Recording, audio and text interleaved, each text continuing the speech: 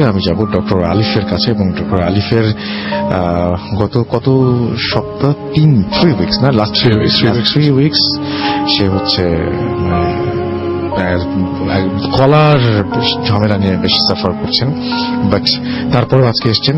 একটু কষ্ট হবে আলিফের, বাট আমরা ট্রাই করব, আমরা দোয়া করবো আলিফের জন্য যে কোনো ধরনের কোনো ঝামেলা ছাড়া যেন ঘটনাটা শেষ হয়ে যায়। আলিফ, কোন জায়গার ঘটনা শুনবো আজকে? জি রাসেল ভাই, আসলে আসসালামু আলাইকুম লিসেনার্স। থ্যাংক ইউ রাসেল ভাই। আমি আসলে লাস্ট ফ্রাইডে তো আসতে পারিনি। লাস্ট ফ্রাইডেতে আমার আসার খুব ইচ্ছা ছিল, কিন্তু আমি আপনাকে জানিয়েছি যে আমার রেসপিরেটরি ট্র্যাক্ট ইনফেকশন হওয়ার কারণে লাস্ট 16-17 ডেজ ধরে আমার মুখ দিয়ে ভয়েস বের হচ্ছে না,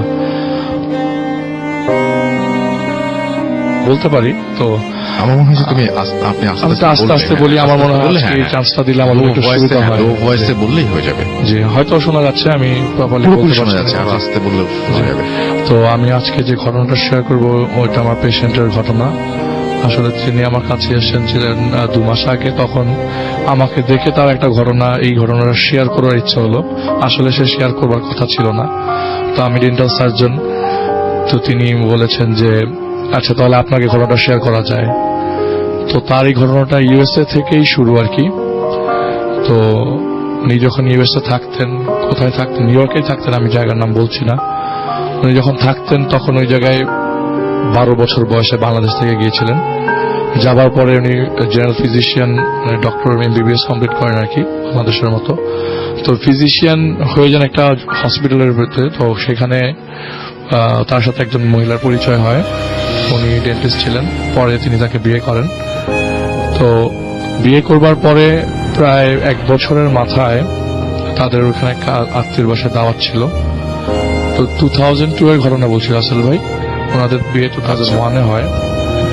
তো 2002-তে তিনি ফুল ফ্যামিলি সহ নিউ ইয়র্ক থেকে ফ্লোরিডার দিকে যাচ্ছিলেন। আচ্ছা, আসলে ফ্লোরিডা পৌঁছানোর কথা না, মাঝ রাস্তায় এক জায়গায় থামার কথা ছিল, বাবু ভাইয়ের জায়গা। তো বাবু ভাইয়ের জায়গায় এক্স্যাক্টলি ফ্লোরিডা চলে আসছে। তো মাঝ রাস্তায় এক জায়গায় থামার কথা ছিল, সেই জায়গায় দাওয়াত আর কি। তো সেখান থেকে তাদের ফ্লোরিডা ভিজিট করার কথা আর কি। তো ওনাদের সেই জায়গা থেকে ফ্লোরিডা যাবার পথে উনি ড্রাইভ করছিলেন, পাশে ওনার ওয়াইফ ছিলেন, আর ওনার বাবা মা পেছনে ছিল। আর তার আরেক ভাই, উনি ওই আরেক ভাই থাকে হচ্ছে ফ্রান্সে। তো উনিই থাকতেন বাবা মা নিয়ে। তো উনি ওয়াইফ যে পাশে বসেছিল, আসলে সেদিনই অ্যাক্সিডেন্টটা ঘটে। আর ওয়াইফ যে পাশে বসেছিল সেই পাশ থেকে একটা ট্রাক এসে, সিগন্যালটা খেয়াল করতে পারেন নাই, ট্রাক এসে একটা ধাক্কা দেয়।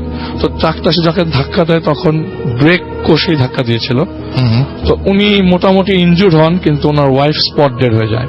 আচ্ছা, ওনার বাবা মাও ইনজুর্ড হয়, কিন্তু ওনার মতো না। ওনার লেফট শোল্ডারটা জয়েন্টলেস হয়ে যায়, আর বাম পাটা ভেঙে যায়, নি জয়েন্টটা ভেঙে যায়। তো উনি প্রায়, ডক্টর বলেছে যে 8 থেকে 12 মাস, মানে প্রায় 1 বছর রেস্টে থাকতে হবে।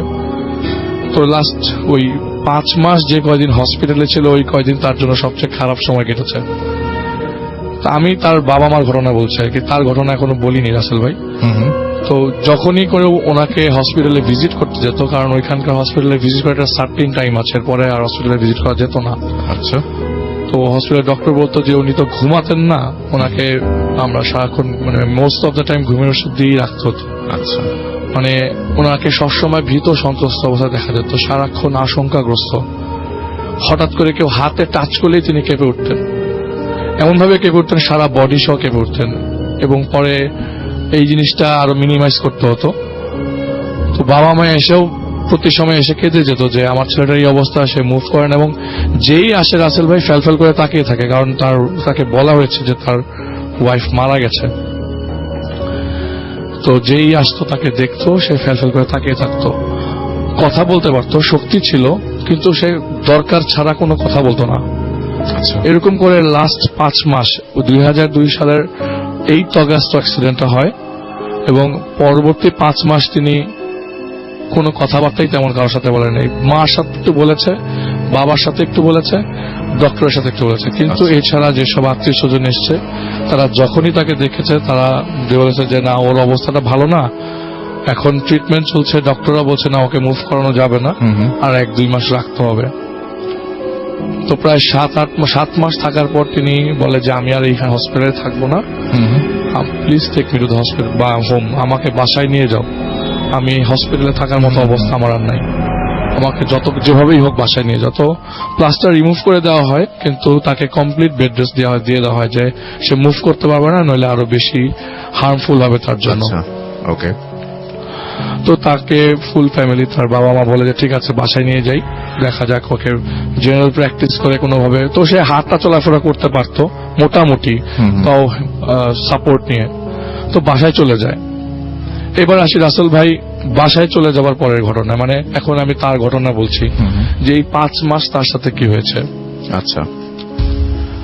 এই 5 মাসে যখন প্রথম দিন অ্যাক্সিডেন্ট হয়, এরপর থেকে প্রায় 3-4 দিন তিনি ঠিক মতো মানে তার সেন্সই আসে নাই, সেন্স কাজ করে না, আসেই নাই, মানে সে জানতো না।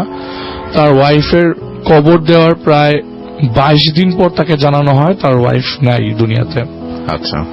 তো তিনি, তার লাভ ম্যারেজ ছিল, তো বলে যে আমি যখন প্রথম জিনিসটা ফিল করলাম সেদিন রাত 1টা বাজে, আমি হসপিটালে শুয়ে আছি এবং আমি ঘুমাবো এরকম প্ল্যান করছি। তিনি বললেন যে আমি ঘুমাবো এরকম প্ল্যান করছি, এমন সময় আমার হাত ধরে কি জানি মানে হাতে কি একটা স্পর্শ আমার হাতের উপরে হাত রাখলো, আর হাত রেখে অঝোরে কান্না করছে।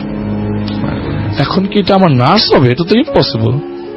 রাত 1টা-2টা বাজে, আমি একটু আগে দেখেছি যে রাত 1টা বাজে আমাকে ঘুমাতে হবে, বাইরে ঠান্ডা, আর ওখানে স্নো পড়লে তেমন রোদ তো ওঠে না, অন্ধকারই থাকে মোস্ট অফ দ্য টাইম।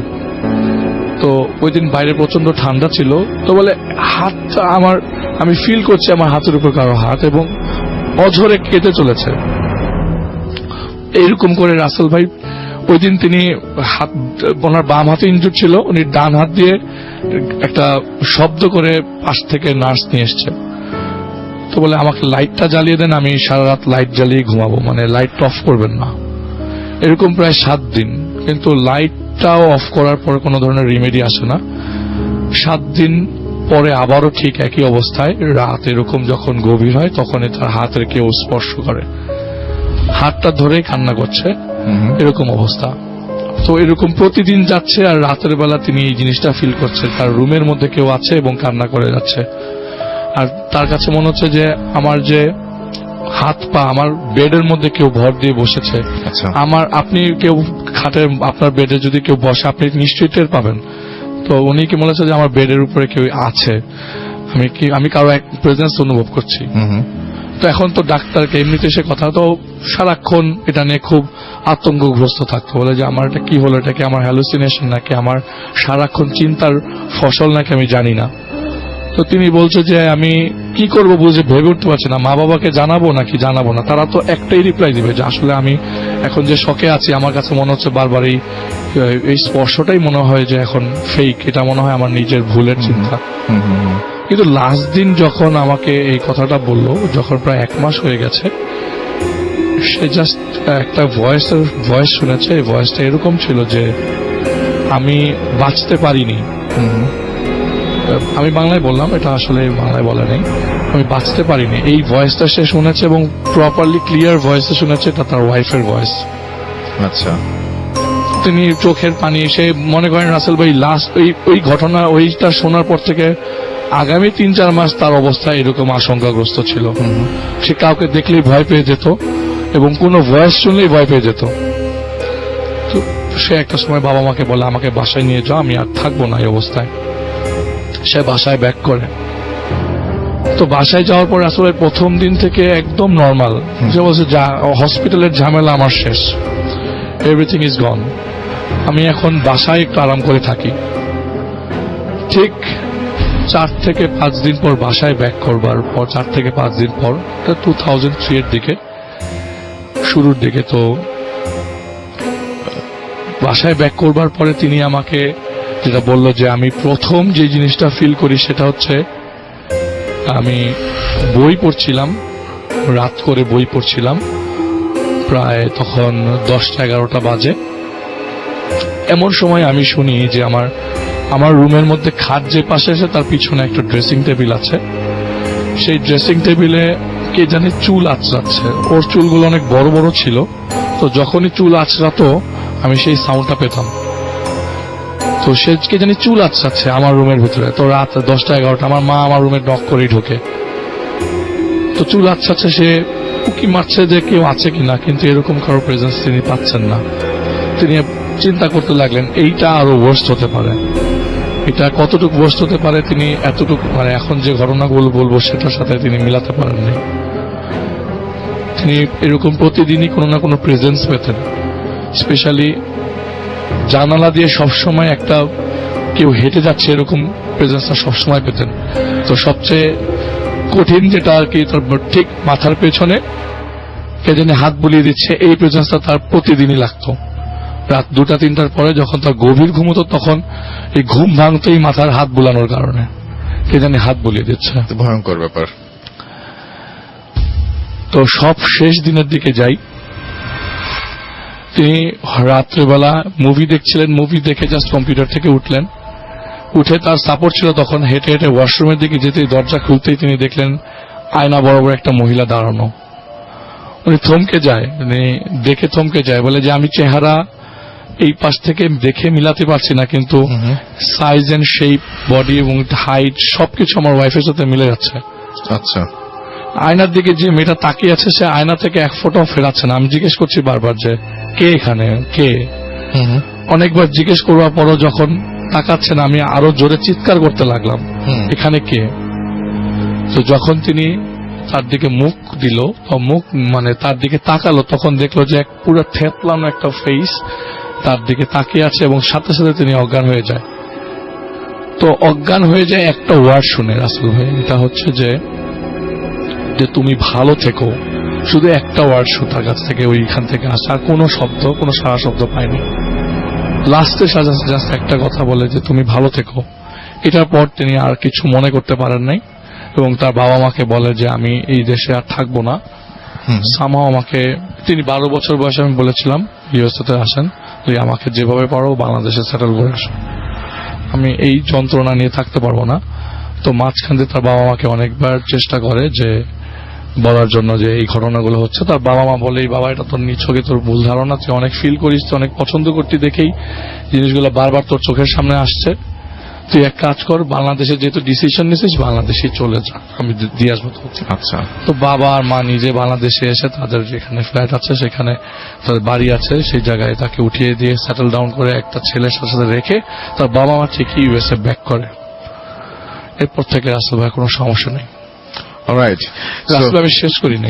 আচ্ছা, এরপরে সমস্যা নেই, আর এরপর আবার ঘটনা আছে। ওকে। তো 2012-এ সে ব্যাক করে ইউএসএ তে। যে এতদিন যেহেতু নর্মাল, এখন মনে হয় সবকিছুই নর্মাল, আমিও নর্মাল, হয়তো আমার এটা কোনো ভুল ছিল। তিনি যে জায়গায় তার ওয়াইফের কবর কর দেওয়া হয়েছে আর কি, তো সেই জায়গায় যায়, জাস্ট দূর থেকে, কাছাকাছি না, দূর থেকে তাকিয়ে জাস্ট দেখতে যাচ্ছে যে তার ওয়াইফ যেখানে কবর দিচ্ছে। রাসেল ভাই সেই চেহারা তিনি আবারও দেখতে পান সেই কবরের কাছে, একটা মেয়ে মানুষ দাঁড়িয়ে আছে, সেই থ্যাতলানো বডি। তো সে আর বলে যে না, এখানে আসলেই আমার এই সমস্যাটা বারবার আমি ফেস করছি, আমাকে বাংলাদেশে যেতেই হবে, আমি এখানে থাকতে পারবো না। তো সে যখন যাবে, চলে আসবে বাংলাদেশে, তখন সপরিবারে একটা মিটিং হচ্ছিল। তখন কথায় কথায় তার মা একটা কথা বলেছিল যে তার ওয়াইফ যখন মারা যায়, তার যখন ওয়াইফের ডেড বডি রিসিভ করে, তাকেও রেস্কিউ করে, তখন তার ওয়াইফের হাতটা তার হাতে শক্ত করে ধরা ছিল। ওইটা ছুটাতে খুব কষ্ট হয়েছে, এত শক্ত করে ধরা ছিল যে ওইটা ছুটাতে খুব কষ্ট হয়েছে। তো এরপরে সে ব্যাক করে বাংলাদেশে চলে আসে, এখানেই প্র্যাকটিস করছে রাসেল ভাই। ওনার নাম ডক্টর হারিস চৌধুরী। আচ্ছা। আমার খুব ঘনিষ্ঠ পেশেন্ট এবং আমি ডেন্টাল সার্জন দেখেই তিনি বলেছে যে আমার ওয়াইফও ডেন্টিস্ট ছিল, সেই থেকেই সেই ঘটনার উৎপত্তি। ওকে, এটাই ছিল আসলে ঘটনা। Thank you so much. এবং আমরা এই মাত্র একটা ফেসবুক পোস্ট করলাম, যেটা হচ্ছে আপনারা পাবেন ভূত এফএম আর রাসেল ভূত এফএম পেজে, এবং আপনারা চলে যেতে পারেন www.facebook.com/bhutfm.russell এবং সেখানে গিয়ে আপনারা পোস্টে চেক করতে পারেন, যেটা কিছুক্ষণ আগে আমরা যে ঘটনা শেয়ার করছিল ডক্টর আলিফ, তখনকার একটা পোস্ট।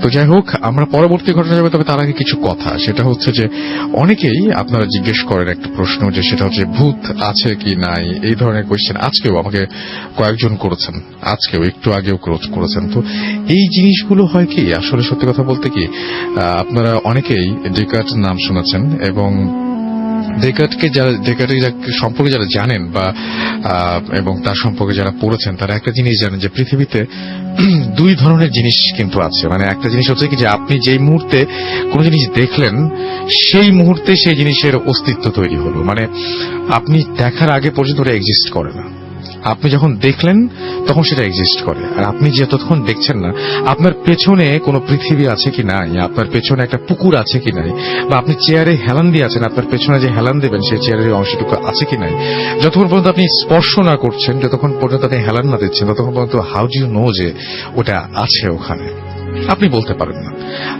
একটা জিনিস ঠিক একইভাবে এক্সিস্ট করে, সেটা কি মানে অনেক কিছু সমাধানের পরে একটা জিনিস আসে, সেটা হচ্ছে আর একটা জিনিসের অস্তিত্ব আছে, সেটা হচ্ছে আপনার সন্দেহ বা আপনার মন যা বলে।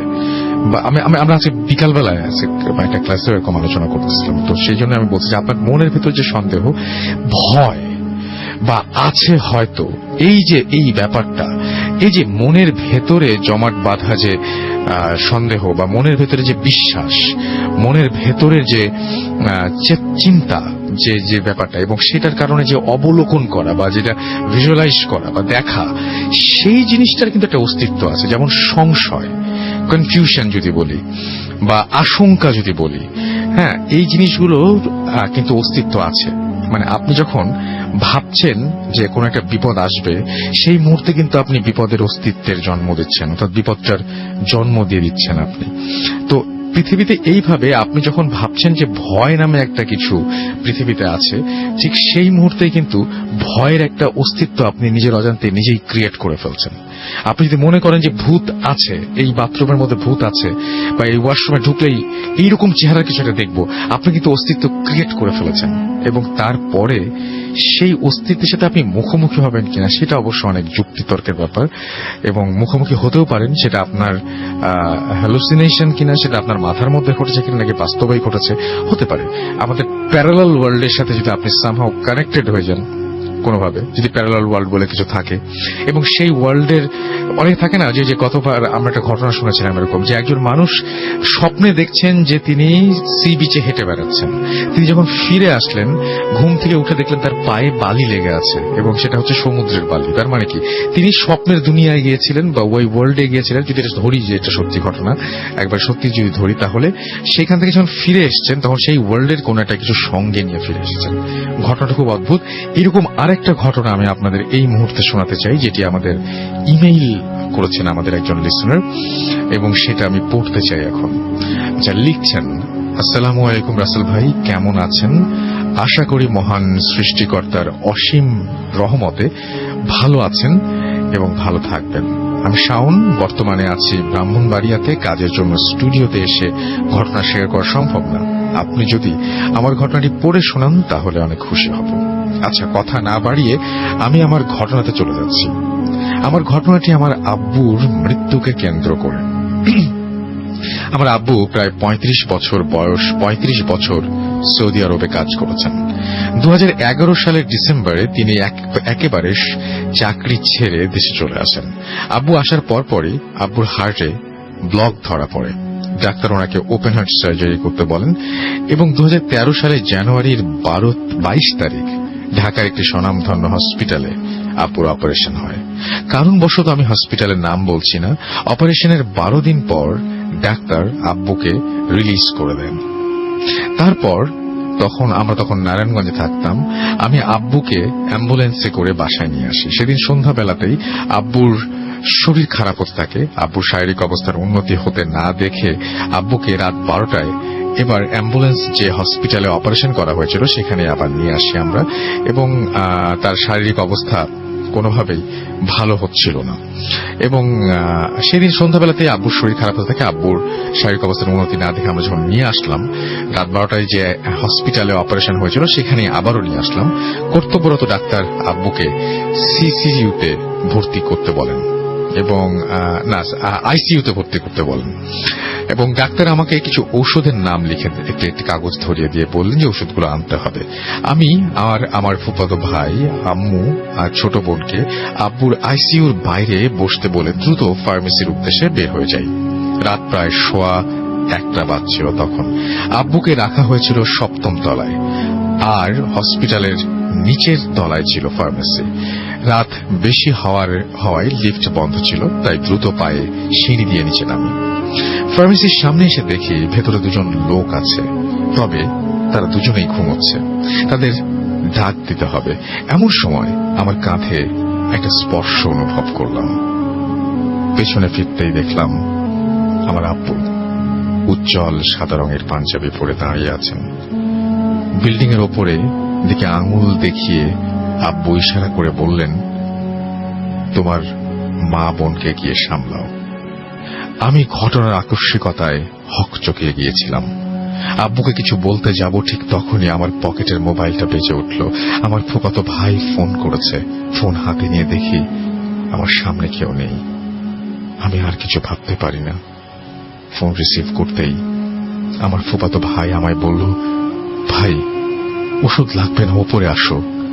আমি দ্রুত সিঁড়ি বেয়ে উঠতে থাকি ওপরে উঠতে সিঁড়ি থেকে আমার বোনের মায়ের কান্নার শব্দ শুনতে পাচ্ছিলাম। আমার ফুফাতো ভাই আমাকে দেখে কাছে জড়িয়ে বলল, ভাই মামা তো আর নেই। আমার সারা শরীর যেন বরফের মতো জমে গিয়েছিল। এই জন্যই কি হাসপাতালের নিচে আব্বুকে একটু আগে দেখতে পেয়েছিলাম। আব্বুর উপদেশটা মনে পড়ে গেল। মা বোনের কাছে গিয়ে বসলাম। আমার গ্রামের বাড়ি ব্রাহ্মণবাড়িয়ার নবীনগর থানার একটি গ্রামে। আব্বুকে আমাদের পারিবারিক কবরস্থানে দাফন করা হবে বলে আমরা সেদিন রাতেই একটা অ্যাম্বুলেন্সে আব্বুর মৃতদেহ নিয়ে আমাদের গ্রামের বাড়ির দিকে রওনা হই। অ্যাম্বুলেন্সে আমি, মা, বোন, দুই ফুফাতো ভাই আর আমার মামা যাচ্ছিলেন। অ্যাম্বুলেন্সে ওঠার পর থেকেই আমি জিকির করতে থাকি আমার আব্বুর জন্য। অ্যাম্বুলেন্সের সাইনবোর্ড এলাকার কাছাকাছি আসতেই আমার মোবাইলে আমার ছোট কাকার ফোন আসে। আমি ফোন রিসিভ করতেই অ্যাম্বুলেন্স থেমে গেল। কি হয়েছে জানতে চাইলে ড্রাইভার বলল, তার নাকি গাড়ির পেছনের দিকের দুটো চাকাই নষ্ট হয়ে গেছে। অগত্যা অন্য একটি অ্যাম্বুলেন্সে ফোন করে আনা হলো। আমার আব্বুর মৃতদেহ সেই অ্যাম্বুলেন্সে নিয়ে আবার রওনা হলাম। ভোর প্রায় 5টার দিকে অ্যাম্বুলেন্স 2500 এলাকায় আসলে আমার মোবাইল ফোন আসে আমার ফুপুর। সেই ফোন রিসিভ করার সাথে সাথে গাড়ি থেমে যায়। এবারেও অ্যাম্বুলেন্স ড্রাইভার বলে তার গাড়ির একটি চাকা পাংচার হয়ে গেছে, সেটি বদলাতে হবে। যাই হোক, এরপর আর কোনো সমস্যা হয় না। সকাল 8:30টায় আমাদের গ্রামের বাড়িতে আমরা পৌঁছে যাই। পৌঁছানোর পর সেখানে মুরব্বীরা সিদ্ধান্ত নেন যে সকাল 10টায় আব্বুর নামাজে জানাজা অনুষ্ঠিত হবে। সেই অনুযায়ী আমাদের গ্রামের মাদ্রাসা মসজিদের আব্বুর শোক সংবাদ সহ মাইকিং করে দেওয়া হয়। আমাদের মাদ্রাসা মাঠটি বেশ বড়। সেখানে একসাথে কম করে 5-6 হাজার মানুষ ঈদের জামাতে অংশগ্রহণ করতে পারেন। তবে আমাদের গ্রামের লোক সংখ্যা এত বেশি না হওয়ার কারণে সেখানে ঈদের সময় সর্বোচ্চ মাঠের অর্ধেক পর্যন্তই সকল মানুষের স্থান সংকলন হয়ে যায়। অথচ আব্বুর জানাজার সময় দেখা গেল পুরো মাঠ ভর্তি মানুষে ভরপুর। বেশিরভাগ মানুষই সাদা পাঞ্জাবি পরিহিত। আব্বুর জানাজা শেষে অনেকে বলছিল যে এত মানুষ হতে তারা আর কখনো আগে দেখেনি। তা আবার শোক সংবাদ প্রচারের মাত্র ঘণ্টা দেড়েকের মাঝে। যাই হোক, যত সময় আব্বুর জানাজা শেষ করে আব্বুকে কবর দেয়া হয় আমাদের পারিবারিক কবরস্থানে। আমি পরে আমাদের এলাকার একজন হুজুরের কাছে পুরো ঘটনাটা বলি। আমাকে বলে রাখা ভালো যে আব্বু না পারতে কোনোদিন নামাজ কাজা করেন নাই। তাছাড়া নিয়মিত কোরআন শরীফও পাঠ করতেন। তো হুজুর আমায় বলেছিলেন যে আমার আব্বু হয়তো পুণ্যাত্মা ছিলেন, সেজন্য তিনি তার মৃত্যুর সাথে সাথে পাঞ্জাবি পরিহিত অবস্থায় আমায় দেখা দিয়েছিলেন। রাস্তায় ফোন আসার পর আমি জিকির বন্ধ করেছিলাম বলেই হয়তো অ্যাম্বুলেন্সের সমস্যা দিচ্ছিল। আর আব্বুর জানাজার ঘটনার কথায় তিনি বললেন যে পুণ্যাত্মার জানাজায় মানুষ বাদেও ভালো জিনেরাও অংশগ্রহণ করে। আমি জানি না আব্বুর মৃত্যু পরবর্তী যা ঘটেছে সেগুলো কতটা যুক্তিযুক্ত। যাই হোক, সবাই আমার আব্বুর জন্য দোয়া করবেন। আর আমার কাছে আরো কিছু ঘটনা আছে, সেগুলো সময় পেলে পাঠিয়ে দেব। ধন্যবাদ আমার আব্বুর ঘটনাটি সবার সাথে শেয়ার করার জন্য। এই ছিল ঘটনা। আমরা ফেসবুক পোস্টে কি লিখেছে সেগুলো পড়বো, আমরা আপনাদের আরো ঘটনা নিয়ে আসবো। সেই ঘটনা আসার আগে একটা ছোট্ট বিরতিতে যেতে হবে এবং আমরা বলে দেই যে এই মুহূর্তে আমরা আছি গুলশানের 6 সিজনস হোটেলে এবং এখানে ওয়ান্ডারফুল অ্যারেঞ্জমেন্ট এবং সারাটা দিন আমরা অনেক চমৎকার মানে যারা এখানে এসেছেন তাদের প্রত্যেকের আতঙ্কিত মুখ দেখেছি আমি আর কি, এবং এখানে যে এক্সপেরিয়েন্সটা তারা করেছেন ভয়ঙ্কর এক্সপেরিয়েন্স, এবং সেই এক্সপেরিয়েন্সটার পরে সবার মুখ আমি দেখেছি, কারো মুখ মানে মানে সবাইকে অনেক পেল লেগেছে আমার কাছে, বেরিয়ে আসার পর শান্ত হতে অনেক সময় লেগেছে। আমি আমাদের সঙ্গে দুই একজন আছেন যাদের আমি গুজবাম্প হতে দেখেছি বের হয়ে আসার পরে। সো অদ্ভুত সুন্দর অ্যারেঞ্জমেন্ট যেটা আগামী 5 দিন চলবে। সো আপনারা অবশ্যই আসতে পারেন। আপনাদের এই মানে এখানে এসে যে হন্টেড হাউসটা এখানে আছে সেখানকার সবকিছু আপনারা উপভোগ করবেন, সেটা আমি বিশ্বাস করি। একটা ছোট্ট বিরতিতে যাব এবং বিরতির পরে আবারও ফিরে আসব এবং তারপরে আশা করছি যে ততক্ষণ পর্যন্ত আমাদের সঙ্গে থাকবেন। স্টে টিউনড রেডিও ফুর্তি 88 FM and do ফুর্তি। Bhoot FM. The night comes alive with Graminphone.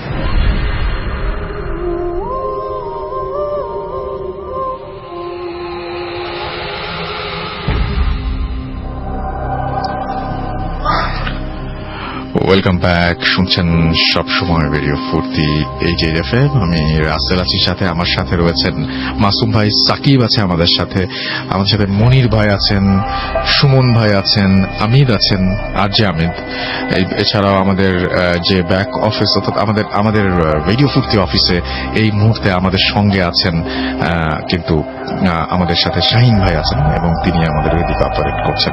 So সবাই আছেন এবং আশা করছি সবার মিলে একটা জমজমাট এপিসোড আপনাদের উপহার দিতে পারবো। আপনারা অনেকেই ফেসবুকে লিখছেন, আমি দেখি যে ফেসবুকে কে কি লিখেছেন। ততক্ষণে আমরা একটা ঘটনা শুনে আসবো আহমেদ বাবু ভাইয়ের কাছ থেকে। বাবু ভাই, thanks for coming and for inviting me to this special show.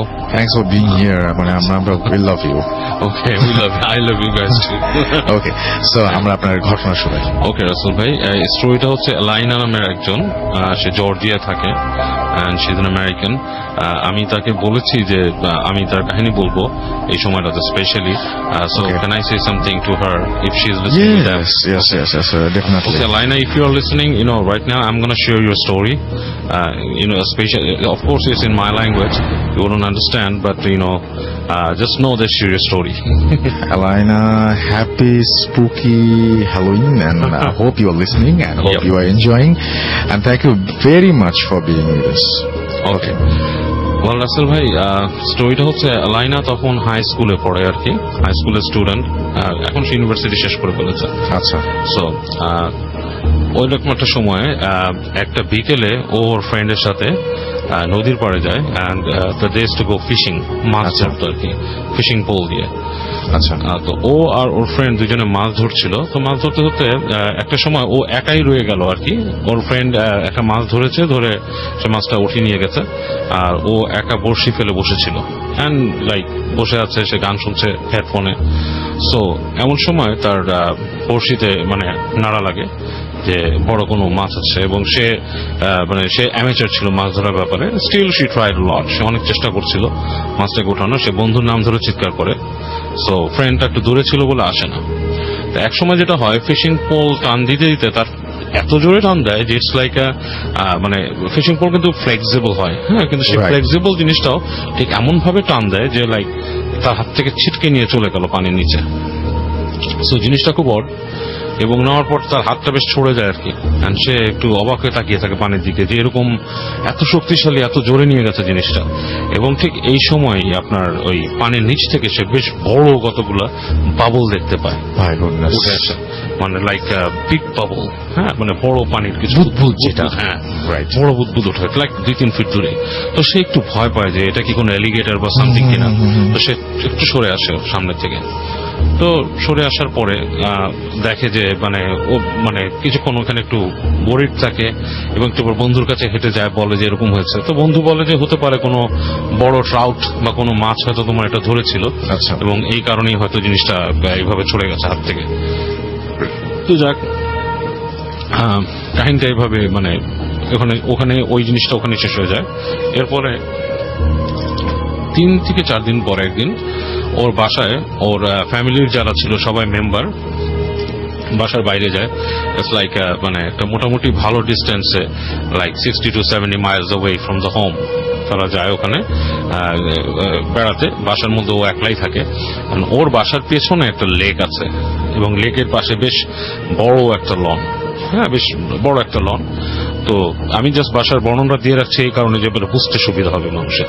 তো লেকের পাশে লন এবং লনের পর থেকে তার বাসাটা, এবং লন থেকে তাদের বাসাটা হচ্ছে ডুপ্লেক্স, নিচ দিয়েও ঢোকা যায় আবার ওপরেও সিঁড়ি আছে ওঠার পেছন দিয়েও। আচ্ছা, তো লিভিং রুমে বসে আছে, টিভি দেখছে তখন সে। তো এই সময় তার দরজার মধ্যে নক হয়, টকটক করে তার অ্যাপার্টমেন্টের, মানে অ্যাপার্টমেন্ট না, ওই বাসার দরজায় নক হয়। সো দরজায় নক হওয়ার পর ও লাইনে যে দরজা খুলে দেখে যে ওর একটা ফ্রেন্ড আছে, স্টেসি নাম, সে দাঁড়িয়ে আছে ওখানে। তো স্টেসিকে দেখে ও একটু অবাক হয়, যে বলে স্টেসি তুমি তো বেশ দূরে থাকতে আমার এখান থেকে, you live quite far from here, প্রায় ওর থেকে প্রায় 30-35 মাইল অ্যাওয়ে, এবং দেখাও হয় না স্টেসির সাথে তার প্রায় মানে বেশ সপ্তাহ 2-3 আগে একবার দেখা হয়েছে এরকম। তো বলে যে কি ব্যাপার, তো সে তেমন কিছু বলে না, বলে যে I just came to see you. বলো ওকে। তো বসে যায়, বলে যে বাসায়, ও নিজেই বলতেছে যে দেখে স্টেসি কথা কম বলছে, বলে যে আমার বাসায় কেউ নাই, সো এভরিবডি ওয়েন্ট আউট, তো তুমি বসো আমরা গল্প করি এই করি। তো বলে তো বলতেছে যে ডু ইউ ওয়ান্ট সামথিং, তো জিজ্ঞেস করে স্টেসি কিছু খাবে কিনা। স্টেসি অ্যাকচুয়ালি মানে বলে, মানে কিছু বলে না, কিছু খাবে না, কিছু বলে না, বাট ওই স্টিল সে চলে যায় তার কিচেনে কিছু নিয়ে আসতে। আচ্ছা, তো ওয়েন ও যখন কিচেন থেকে আপনার ওই ইয়োগার্ট এন্ড স্টাফ মানে নিয়ে আসে, আসার পর এসে দেখে যে ওর লিভিং রুমের যে ইটা থাকে, মানে টেরেসের যে জানলাটা, মানে একটা শাটার ডোর ছিল, ওটা খোলা এবং বাতাস আসছে বেশ, এবং ইট ওয়াজ লাইক মানে এরকমই, মানে আর কি একটু শীত আসার আগে সিজনটা। তো জর্জিয়ার ওয়েদার কিন্তু অনেক জায়গায় ঠান্ডা পড়ে, অনেক জায়গায় আপনার বেশ একটু আমাদের মতো, হ্যাঁ। তো ওরকম বাতাস আসছে। তো ও যখন এরকম দেখে, ও মানে বলে কি ব্যাপার, এটা খুললো, কোথায় গেল, জাস্ট একটু কিউরিয়াস হয়ে হেঁটে যায়। তো যে টেরেসের বারান্দায় দাঁড়ায়, মানে রেলিং দিয়ে বারান্দা আছে, ওখান থেকে দাঁড়ায় দেখে যে দূরে, মানে ওর যে লনটা বেশ বড়, আচ্ছা, দূরে পানির পাশে কেউ বসে আছে, আর কেউ নাই, মানে অবয়ব দেখে বোঝা যাচ্ছে একটা মানুষ বসে আছে। তো মনে করে যে স্টেসি মনে এখান থেকে বের হয়ে যায়, ওখানে পানির পাশে বসছে। তো she gets kind of worried যে ওই পানির পাশে এলিগেটর থাকতে পারে, এটা থাকতে পারে, এরকম রাতের বেলা মানে 9টা-10টা বাজে, এরকম সময় তো ওখানে বসার কিছু নাই। সো ও হেঁটে যায় ওখান থেকে ডাকে, ওই যখন লনের উপর দিয়ে যাচ্ছে তখন ডাকতেছে স্টেসি, তো ওখান থেকে কোনো উত্তর দিচ্ছে না সে। সো ও হেঁটে হেঁটে যখন ওর কাছে যায়, কাছে যে দেখে পিছন ফিরে বসে আছে ওই স্টেসি বসে আছে, বুঝতে পারে যে শার্টটা দেখে, টি শার্টটা দেখে যে ও বসে আছে। সো একদম কাছে যে ও ডাকে, হ্যাঁ স্টেসি বলে ডাকে, ডাকার পর শোনে না, তখন ও গায়ে হাত দেয়। গায়ে হাত দেওয়ার পর দেখে যে স্টেসি মুখ ফিরে তাকায় ওর দিকে। তো যখন তাকায়, তাকানোর পর দেখে একদম শূন্য ডেবে একটা দৃষ্টি, আচ্ছা, জাস্ট লাইক মানে শূন্য দৃষ্টি, মানে কোনো ভাবলেশীন একটা চোখ। এবং মেয়েটা তখন স্টেসি মুখটা হাঁ করে, হাঁ করার পর ও দেখে অবাক হয়ে যায় যে ওর মুখের ভেতরটা পুরো কালো। ইটস লাইক কেউ যদি একটা কালো বিং পং বল সোয়েল মানে মুখে নিয়ে নেয়, ওটা মুখের মধ্যে বের করলে যেরকম, এরকম একটা গোল কালো একটা চাকার মতো মুখের ভিতরে, এবং ওটা আরো বড় হচ্ছে। ওটা বেশ বড় হতে হতে ও তখন ভয়ে মানে লাফ দিয়ে একটু পিছিয়ে আসে, এবং দেখে এই সময় ওই যে স্টেসি মেয়েটা পানির মধ্যে ধাপ করে আপনার পড়ে যায়, মানে এক উপর হয়ে হঠাৎ করে পড়ে যায়। এবং ও এটা থেকে ফ্রিকড আউট হয়ে চিৎকার করে ওঠে, চিৎকার করে বাসায় দৌড় দিয়ে আসে। বাসায় দৌড় দিয়ে এসে ও 911 কল দেয়, এবং একই টাইমে সে ওই ইসের বাসায় কল দেয়। এবার 911 কল দিয়ে বলে যে আমার এখানে আমার ফ্রেন্ড পানিতে পড়ে গেছে, এবং সে স্টেসির বাসায় কল দেয় নাম্বারে। তো ওইখানে বাসায় যে ফোন ধরছে না, এর মধ্যে ওখানে পুলিশ আসে, প্যারামেডিক্স আসে, বলে হোয়াট হ্যাপেন, বলে যে আমার বান্ধবী এরকম পানিতে পড়ে গেছে। তো বান্ধবীর নাম কি, অমুক। তো পুলিশ তো আসলে কথাও শুনে এবং কাইন্ড অফ সাসপিশিয়াসও হয়, তারা জিনিসটাতে কেন ফ্রেন্ড পড়ে গেল, অনেক কিছু আসে। তো ফার্স্ট ওরা তাড়াতাড়ি সাথে আপনার পুলিশের একটা টিম যে ওখানে চলে যায়, রেস্কিউ টিম তাড়াতাড়ি পানির কাছে যায়, যে দেখে কোথায় পড়ছে, এখানে পড়ছে, অনেক কিছু বলে। সো ওইখানে মোটামুটি রাসেল ভাই একটা সিন ক্রিয়েট টাইপের হয়ে যায় কিছুক্ষণের জন্য। পুলিশ লাইট টাইট মেরে রাতের বেলায় করে ফেলে এবং পানিতে সার্চ করে, অ্যান্ড ওখানে কোনো বডি পাওয়া যায় না। ঠিক আছে, তো পুলিশ বলে যে তোমাকে আমরা ইন্টারোগেশনের জন্য নিতে হবে পুলিশ স্টেশনে, তোমার বাসায় কেউ নাই। স্টিল তার মানুষজন আসে এবং ওই স্টেসির বাসায় ফোন করার চেষ্টা করা হয়। তো কয়েকবার পুলিশ ফোন করার পর একটা সময় তাদের বাসাতে ফোনটা ধরে, স্টেসিদের বাসায় ফোন ধরে এবং স্টেসির মা বলে যে হোয়াট হ্যাপেন, কি ব্যাপার, কেন ফোন করা হয়েছে? বলতেছে যে এরকম তোমার মেয়ে পানিতে পড়ে গেছে। বলে আমার মেয়ে মারা গেছে 3 দিন হয়েছে, it's been 3 days she has been died. এবং এই I could see her and how could she fall in the water? Is this a joke? এটা তো একটা জোক হতে পারে না। তো পুলিশ তো পুরাই জিনিসটা নিয়ে মানে একটু ভ্যাবা চাকা খেয়ে যায়। ওকেও চরম ভাবে বলে যে তুমি কি সাইকোপ্যাথ, তোমার সমস্যা আছে। ওরাও surprised অনেক যে কিছু মানে- বলে যে তোমার সাইকোলজিক্যাল প্রবলেম আছে, Right. You shouldn't be staying at home, এরকম অনেক কিছু বলে ওকে ছেড়ে দেয়। তো মেন্টালি কিছুদিন আপসেট থাকে, কয়েকদিন বাসায় এরকম থাকে। তো যেটা হয়, ও স্কুলে যায়। তারপরে স্কুলে যাওয়ার পর একদিন ঠিক ক্লাস শেষ হওয়ার আগে, এই কিছুদিন পরেই আর কি, কয়েকদিন পরে, তো ক্লাস যখন শেষ হয় এবং স্কুল আওয়ার শেষ, লাস্ট ক্লাস ছিল, তো এই সময় সে আপনার হেঁটে হেঁটে বাথরুমে যায় আর কি।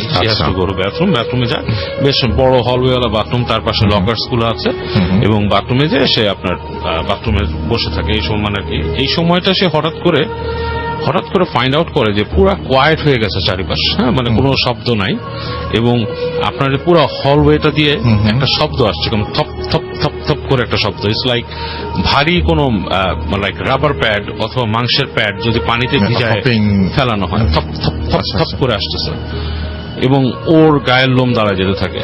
এবং একটা সময় দেখে যে ঠিক পায়ের শব্দটা ও যে চেম্বারটার মধ্যে আছে তার থেকে ধরেন 2 থেকে 3 ফিট দূরে থপ থপ শব্দটা থামছে, এবং থামার পরে ওর নাম ধরে ডাক দেয়, এলাইনা। এবং একটা মেয়ে কণ্ঠের ডাক, একটু ভারী টাইপের মেয়ে কণ্ঠের ডাক, এবং সে বুঝতে পারে কণ্ঠটা স্টেসির। এবং ও সেখানে তার গায়ের লোম মানে দাঁড়ায় যায়, সে গুজবাম্প হয়, লাফ দিয়ে উঠে দাঁড়ায়, ওর আগের চোটে ফ্রিকড আউট হয়ে এবং মানে প্যানিক হয়ে চিৎকার করে গো ওয়ে। তো যখন চিৎকার করে তখন সে দেখে যে একটা শব্দ হয়, মানে ঠাস ঠাস করে গ্লাস যেগুলো আছে ওখানে গ্লাস ছিল, প্রত্যেকটা মনে হলো যে কেউ যদি কোনো ঢিলটাকে ছেঁচড়ায় মেরে ভাঙে, এইভাবে প্রত্যেকটা গ্লাস ভেঙে যায়, এবং শেষের যে ক্যাবিনেটটা ওটা বোধহয় ত্রিম করে শব্দ হয়। আচ্ছা। এবং সব পুরা কোনো শব্দ নাই। যাই হোক, সে ফাইনাল ওখান থেকে বেরোতে পারে, এবং বেরোতে পেরে সে যে দেখে যে গ্লাস আসলে সব ভেঙে পড়ে আছে, এন্ড ইটস নট পসিবল যে একটানে এতগুলো গ্লাসকে কেউ ভেঙে দিয়ে যাবে, এবং ওই যে আপনার স্টিলের যে কাভার, সেই কাভারটাও মানে মনে হচ্ছে যে কেউ জোরে কিছু মেরে ওটাকে বাড়িয়ে ওটাকে মানে না আপনার অনেকটা যে আপনার ট্যাপ খেয়ে দিচ্ছে, দুমড়ে মুচড়ে দিয়েছে, টেন্ট হয়ে গেছে। রাইট। তো এবং ও তারপর হেঁটে বেরোতে যায়, যে দেখে যে মেন দরজা আটকে আছে এবং that has been lock from the outside. তখন সে ওখান থেকে কি করবে, আবার ক্রিটিক্যাল হচ্ছে, she has to call the cops। হ্যাঁ, লাকিলি ওই সময় অলরেডি মানে মোবাইল ফোন তো আবিষ্কার হয়ে গেছে, কল দিচ্ছে, পুলিশ আসে। পুলিশ এসে তাকে এই সাইকোলজিক্যাল ট্রিটমেন্টের কথাই বলে আবার। আচ্ছা।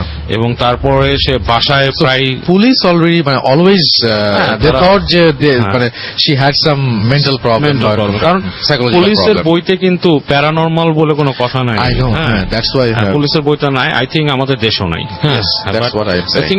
বাট বাইরের আপনারা যে এই ইনভেস্টিগেটিভ যে ওরা জিনিসটা যেটা নাকি একটু সুপার ন্যাচারাল পায়, সেটা কিন্তু স্টিল ইনভেস্টিগেট করে। এই কারণেই কিন্তু আপনার ওই যে একটা আমরা টিভি সিরিজ দেখতাম এক্স ফাইল, যেটা ছিল এক্স ফাইলস, পুলিশ এবং ডক্টরের কাছে এই যে এই প্যারানরমাল ব্যাপার এগুলো হচ্ছে আপনার আসলে সাইকোলজিক্যাল, বাট তাদের একটা কিন্তু সিক্রেট উইং আছে বাইরে, যেটা ওরা কারো কাছে ফ্ল্যাশ করে না, but they do investigate those. আমাদের পুলিশ ভাই যারা শুনছেন, প্লিজ এরকম কিছু আমাদের শেয়ার করে প্লিজ। সিক্রেট উইং অবশ্যই আছে, এবং তারা এবং এটা শুধু নিচের লেভেল না, একদম টপ লেভেল পর্যন্ত ওদের একটা সিক্রেট একটা উইং আছে, যেটা নাকি যারা এইসব নিয়ে ইনভেস্টিগেট করে, কাজ দে actually admits that something different than human being exists.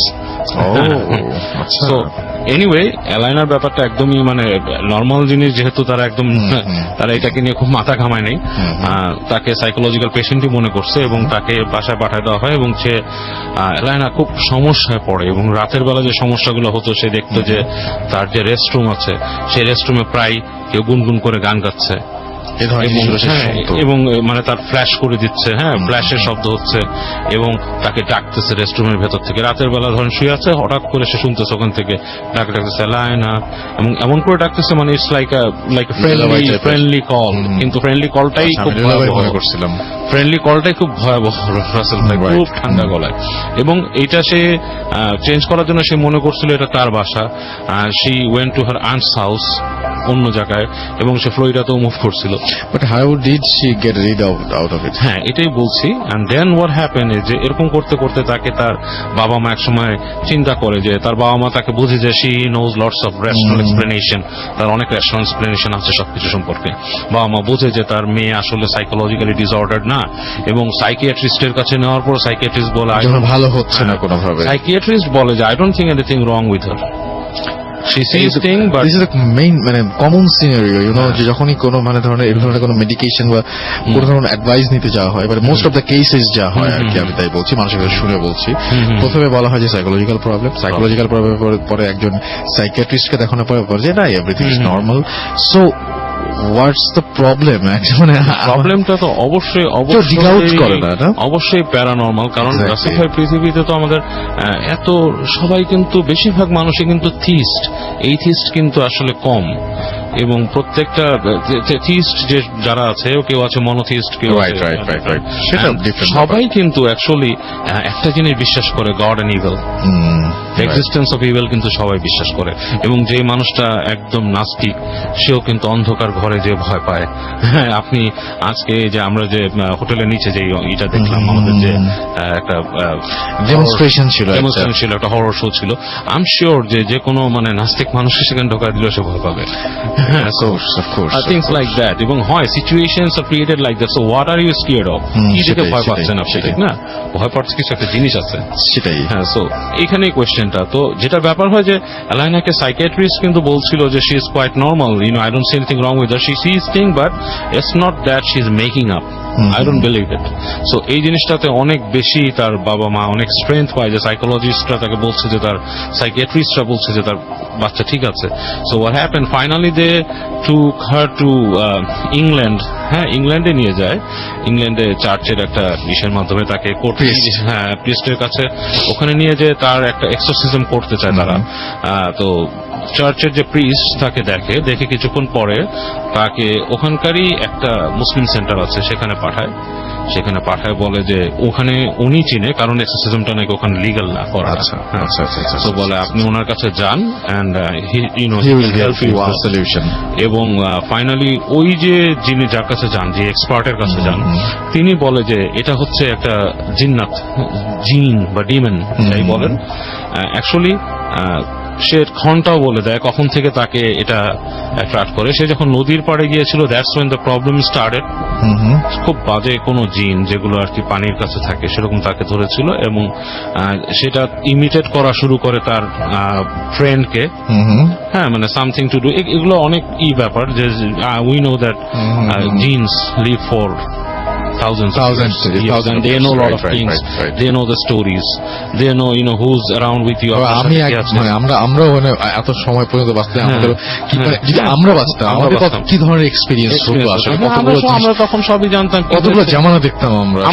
আমাদের যারা মুরব্বী আছে, যারা বড় আছে, তারা বলে না আমরা কত জেনারেশন, হ্যাঁ আমরা কত জেনারেশন দেখছি, ছোটকালে আমরা চারানা দিয়ে এটা খাইছি, Exactly. 1 পয়সা দিয়ে এটা পাইছি। সো থিংস লাইক দ্যাট, মানে they have seen lot of, এবং তারা স্টোরিও জানে, আরেকজনের কাহিনীও জানে। সো উনি বলেন যে ওর সাথে এরকম একটা জিন আসছে, এরকম কাহিনী। সো উনি তাকে কিছু রেমেডি দেন, এবং ওই রেমেডি ফলো করার পর এলাইনা এখন কিছুটা ভালো অবস্থায় আছে।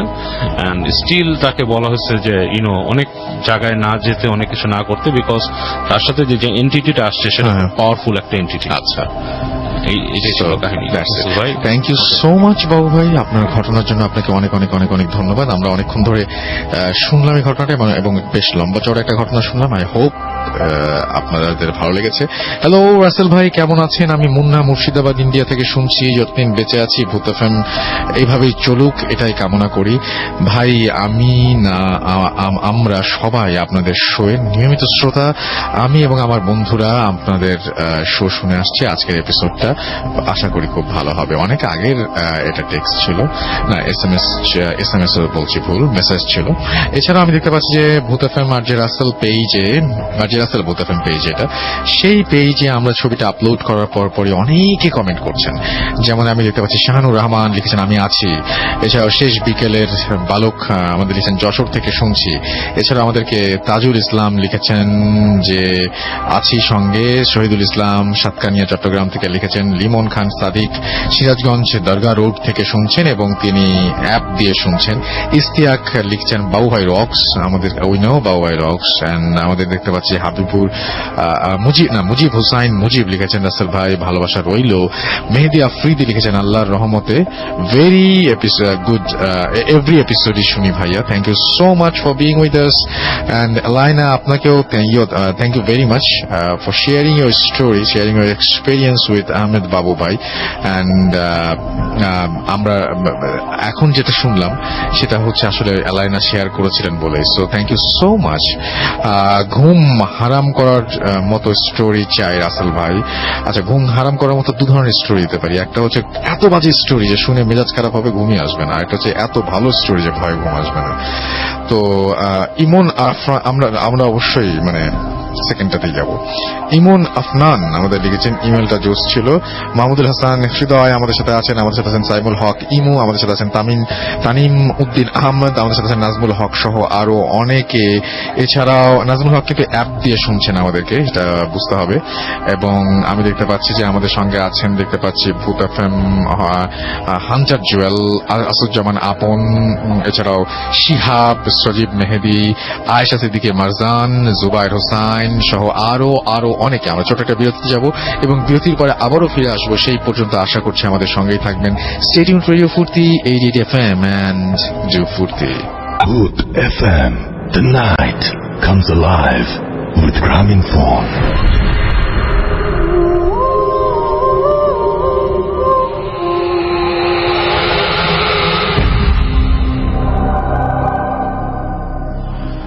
Welcome back.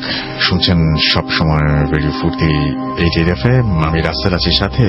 The night comes live with Grameenphone. আমরা আছি হ্যালোইনের স্পেশাল এপিসোডে and right now we are six season hotel এবং এখানে আমরা একটা রুমে বসে আছি after our dinner and haunted house experience and that was wonderful. যারা দেখেছেন অল গট স্কেয়ার্ড এবং মানে আমি দেখেছি যে কি পরিমাণ স্কেয়ারি ছিল ব্যাপারটা। And right now I would like to share another story, যেটা হচ্ছে আমাদের একজন লিসেনার তিনি শেয়ার করেছেন। আরো একবার আমি থ্যাঙ্কস জানাতে চাই, এখানে অনেক কষ্ট করেছেন আমাদের সাথে, সেটা হচ্ছে আমাদের সুমন ভাই, মুনির ভাই, দুজন অনেক পরিশ্রম করেছেন আমাদের সাথে। আমির আছেন, এই তিনজন মিলে ইভেন্টটা তৈরি করেছেন। আমাদের সবাই এখানে আমাদের বস লেভেলের মানুষজন, সিইও আমাদের উনি ছিলেন এবং আমাদের সঙ্গে ছিলেন এখন পর্যন্ত আছেন মাসুম ভাই, আমাদের আজকের অতিথিরা। আপনারা জানেন বাইরে ঠান্ডা পড়েছে এবং ভূত এফএম এই ঠান্ডায় অনেক জমে। সাকিব আমাদের সাথে এই মুহূর্তে আছে এবং আমাদের রেডিও ফুর্তি অফিসে এই মুহূর্তে শাহিন ভাই আছেন। So thank you very much for your help and everything. And I hope যে আপনারা সবাই এনজয় করছেন এবং আপনারা একটু এনকারেজ করবেন সবাইকে। আমরা কিন্তু এই যে নেক্সট মানে আজকে তো অলরেডি বুধবার হয়ে গেছে, সো পরশু আবার ভূত এফএম রয়েছে, তাই না? সো আপনাদের কিন্তু ঘটনা পাঠাতে থাকতে হবে। যে ঘটনা পাঠিয়েছিলেন তা তো মোটামুটি আজকে শেষ হয়ে যাবে। তো আমি এখন যেটা করব সেটা হচ্ছে পরবর্তী সেকেন্ড যে স্টোরিটা, সেই স্টোরিটা যাব এবং এটা একটা স্টোরি যেটা কিনা শেয়ার করা হয়েছে, যেটা কিনা আপনি ইমেইলের মাধ্যমে আমাদের শেয়ার করেছেন। তো আমরা তারপরে নেক্সট আওয়ারে আমরা আরো কিছু ঘটনায় যাব। আমরা চলে যাচ্ছি ঘটনা ঠিক যেভাবে লেখা আছে সেভাবেই যাচ্ছি। হাই এভরিওয়ান, আমি মোহাম্মদ ওমর মালয়েশিয়ার কুয়ালালামপুরের একটি ইউনিভার্সিটিতে ইলেকট্রিক্যাল ইঞ্জিনিয়ারিং করছি। হ্যালো রাসেল ভাই, আশা করি আপনি ভালো আছেন এবং আমার আগের ইমেইলটা পড়ে শুনিয়েছেন, কারণ এই ঘটনাটার সাথে এই ইনসিডেন্টের লিংক আছে। আমি যে ঘটনাটা শেয়ার করব সেটা ঘটেছিল 2012 সালের নভেম্বরে।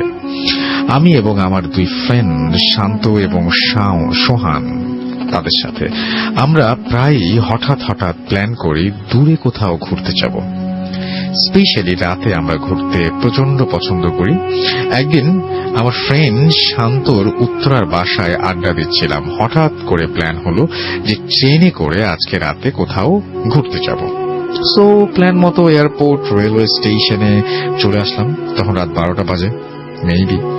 জানি না কেন হঠাৎ আমরা ঠিক করলাম ময়মনসিং যাব, বাট সেদিন ময়মনসিং এর কোনো ট্রেন ছিল না। লাস্ট ট্রেনটাও 11টায় চলে গেছে। আমরা বসে রইলাম। কিছুক্ষণ পর একটা লোকের দিকে মানে লোকের কাছে জানতে পারলাম যে 1:30 দিকে ট্রেন যাবে ময়মনসিং এর মহেশখালী স্টেশনে, বাট ট্রেনটা প্যাসেঞ্জার ট্রেন না, মালবাহী ট্রেন, রেলওয়ে ট্র্যাকস নিয়ে যাবে এবং তারপরও আমরা উঠে পড়লাম। ট্রেনে শুধু 2টা কম্পার্টমেন্ট আছে, ইঞ্জিন এবং ফুড, আর বাকি ট্রেনটা ফুললি ওপেন। আমরা ওপেন যে ট্রেনটা সেখানে বসলাম এবং লাস্টের দিকে আমাদের কাছে 1 প্যাকেট সিগারেট ছিল, বাট ম্যাচ মাত্র 4-5টা স্টিক ছিল। রানিং ট্রেনে ম্যাচ দিয়ে সিগারেট জ্বালানোটা খুব কঠিন কাজ। একটা সিগারেট জ্বালাতে গিয়ে সবগুলো স্টিক শেষ হয়ে গেল। আমরা ঠিক করলাম যে একটার পর একটা সিগারেট জ্বালাবো, আস্তে আস্তে শেষ হয় এবং যাতে আস্তে আস্তে শেষ হয়। এরপর যেহেতু প্যাসেঞ্জার ট্রেন না, সো এটা কোনো স্টপও করবে না। যাই হোক, আমরা যাচ্ছি। যখন গাজীপুরে আমরা গিয়েছি, গাজীপুরের জামতলা না কোন জানি স্টেশনের পর পার হলাম। আমি ঠিক নেমটা জানি না। আমরা দেখলাম একটি বৃদ্ধ লোক, সাদা দাড়ি, সাদা চুল, লাইট ব্লু একটা শার্ট আর সাদা একটি লুঙ্গি পরে আছে এবং নিচু হয়ে কি যেন করছে। শীতের রাত, তাই আমরা মনে করলাম আগুন জ্বালাচ্ছি। সো অত একটা কেয়ার করলাম না। একটা ঘটনা চলার পরে আমরা একটা ধান ক্ষেতের সামনে দিয়ে যাচ্ছি এবং অনেক বড় ওপেন একটা ফিল্ড। আমরা 3 জনই দেখলাম দূরে আকাশ থেকে যেন 4টা আগুনের গোলা তারা নেমে আসছে এবং আমি বললাম যে দোস্ত, আমি শুনেছি যে এই আগুনের গোলাগুলো আসলে জিন। তাই যাই হোক, আমরা সামনে যাচ্ছি। ওই দিন ছিল আবার পূর্ণিমা, সো চারদিকে অনেক আলো ছিল, সব ক্লিয়ারলি দেখা যাচ্ছিল। সামনেই এক পাশে একটা নদী বা লেক পড়লো এবং আরেক পাশে জঙ্গল। হঠাৎ খুবই বাজে একটা গন্ধ নাকে এসেছে এবং নাকে এসে সেটা লাগলো সুলফুর মতো এবং এটা হচ্ছে যে কি আমি বুঝলাম না, যেটা মানে আচ্ছা সালফারের মতো হবে বোধহয়, যেটা হচ্ছে পচা ডিম থেকে আসে এরকম টাইপের একটা গন্ধ। অলরাইট, এবং একটা শুটকি মাছের গন্ধ আমি পাচ্ছিলাম। এটা চললো প্রায় 5-7 মিনিটের মতো। এরপরে আমাদের হঠাৎ করে খুব গরম লাগতে শুরু করলো এবং যেটা ইউজুয়াল, কারণ নভেম্বর মান্থে খোলা ট্রেনে খুবই আনইউজুয়াল কিন্তু না যে গ্রামের কোনোখানে শীতে জমে যাওয়ার কথা। আমরা সুরা পড়লাম। দেন একটা সময় আমরা নদী পাশ থেকে পার হয়ে গেলাম এবং একটি ছোট এবং গরম লাগাটাও চলে গেল এবং স্মেলটা এবং গরম লাগাটা দুটোই চলে গেল। আমরা তখন অতটা ভয় পাইনি। ঠিক তখনই দেখলাম আবার সেই বুড়ো লোকটা যাকে গাজীপুরে দেখেছিলাম এবং পুরনো সেই লাইট ব্লু শার্ট এবং হোয়াইট লুঙ্গি আমাদের দিকে অপলক দৃষ্টিতে তাকিয়ে আছে। তাকে পাস করলাম। হঠাৎ আমি বললাম যে এটা কিভাবে সম্ভব, কারণ একটা লোক এত দূর ডিস্টেন্সে কেমনে আসবে, কারণ সে আমাদের ট্রেনে ওঠে নাই। আশেপাশে কোনো বাস স্ট্যান্ড নাই, কারণ আমাদের দেশে বাস স্ট্যান্ড আর ট্রেন স্টেশন বেশ দূরে থাকে, মানে কোনো জায়গায় থাকে, আবার কোনো জায়গায় কাছেও থাকে। এবং সে কিভাবে কভার করলো এই জায়গাটা চিন্তা করে আমি জাস্ট আমার গা শিউরে উঠলো। তারপর আবার সবাই চুপচাপ বসে আছি। প্রায় 20 মিনিট পর একটা লোক চোখের পলকে খোলা ট্রেনে উঠে গেল এবং আমরা তাকে উঠতে দেখলাম না। রানিং ট্রেনে উঠে আরেকজন মানুষের জন্য টাফ, অ্যাট লিস্ট তাকে দৌড়াতে হবে, বাট সে সামহাও উঠে গেল এবং আমরা অবাক হলাম। তবে কিছু বললাম না। লোকটি হোয়াইট পাঞ্জাবি এবং হোয়াইট ধুতি পরেছিল। একটু পর লোকটি হঠাৎ সোহানের পাশে এসে বসলো এবং বলল যে কেমন আছো সোহান? বলল ভালো, আপনি? লোকটি বলল আমাকে তোমরা চিনবে না, কিন্তু আমি তোমাদের ব্যাপারে সব জানি। তারপর সোহানকে জিজ্ঞেস করলো শান্তকে দেখিয়ে যে তোমার কাজিন তাই না? ও বলল আমরা কাজিন।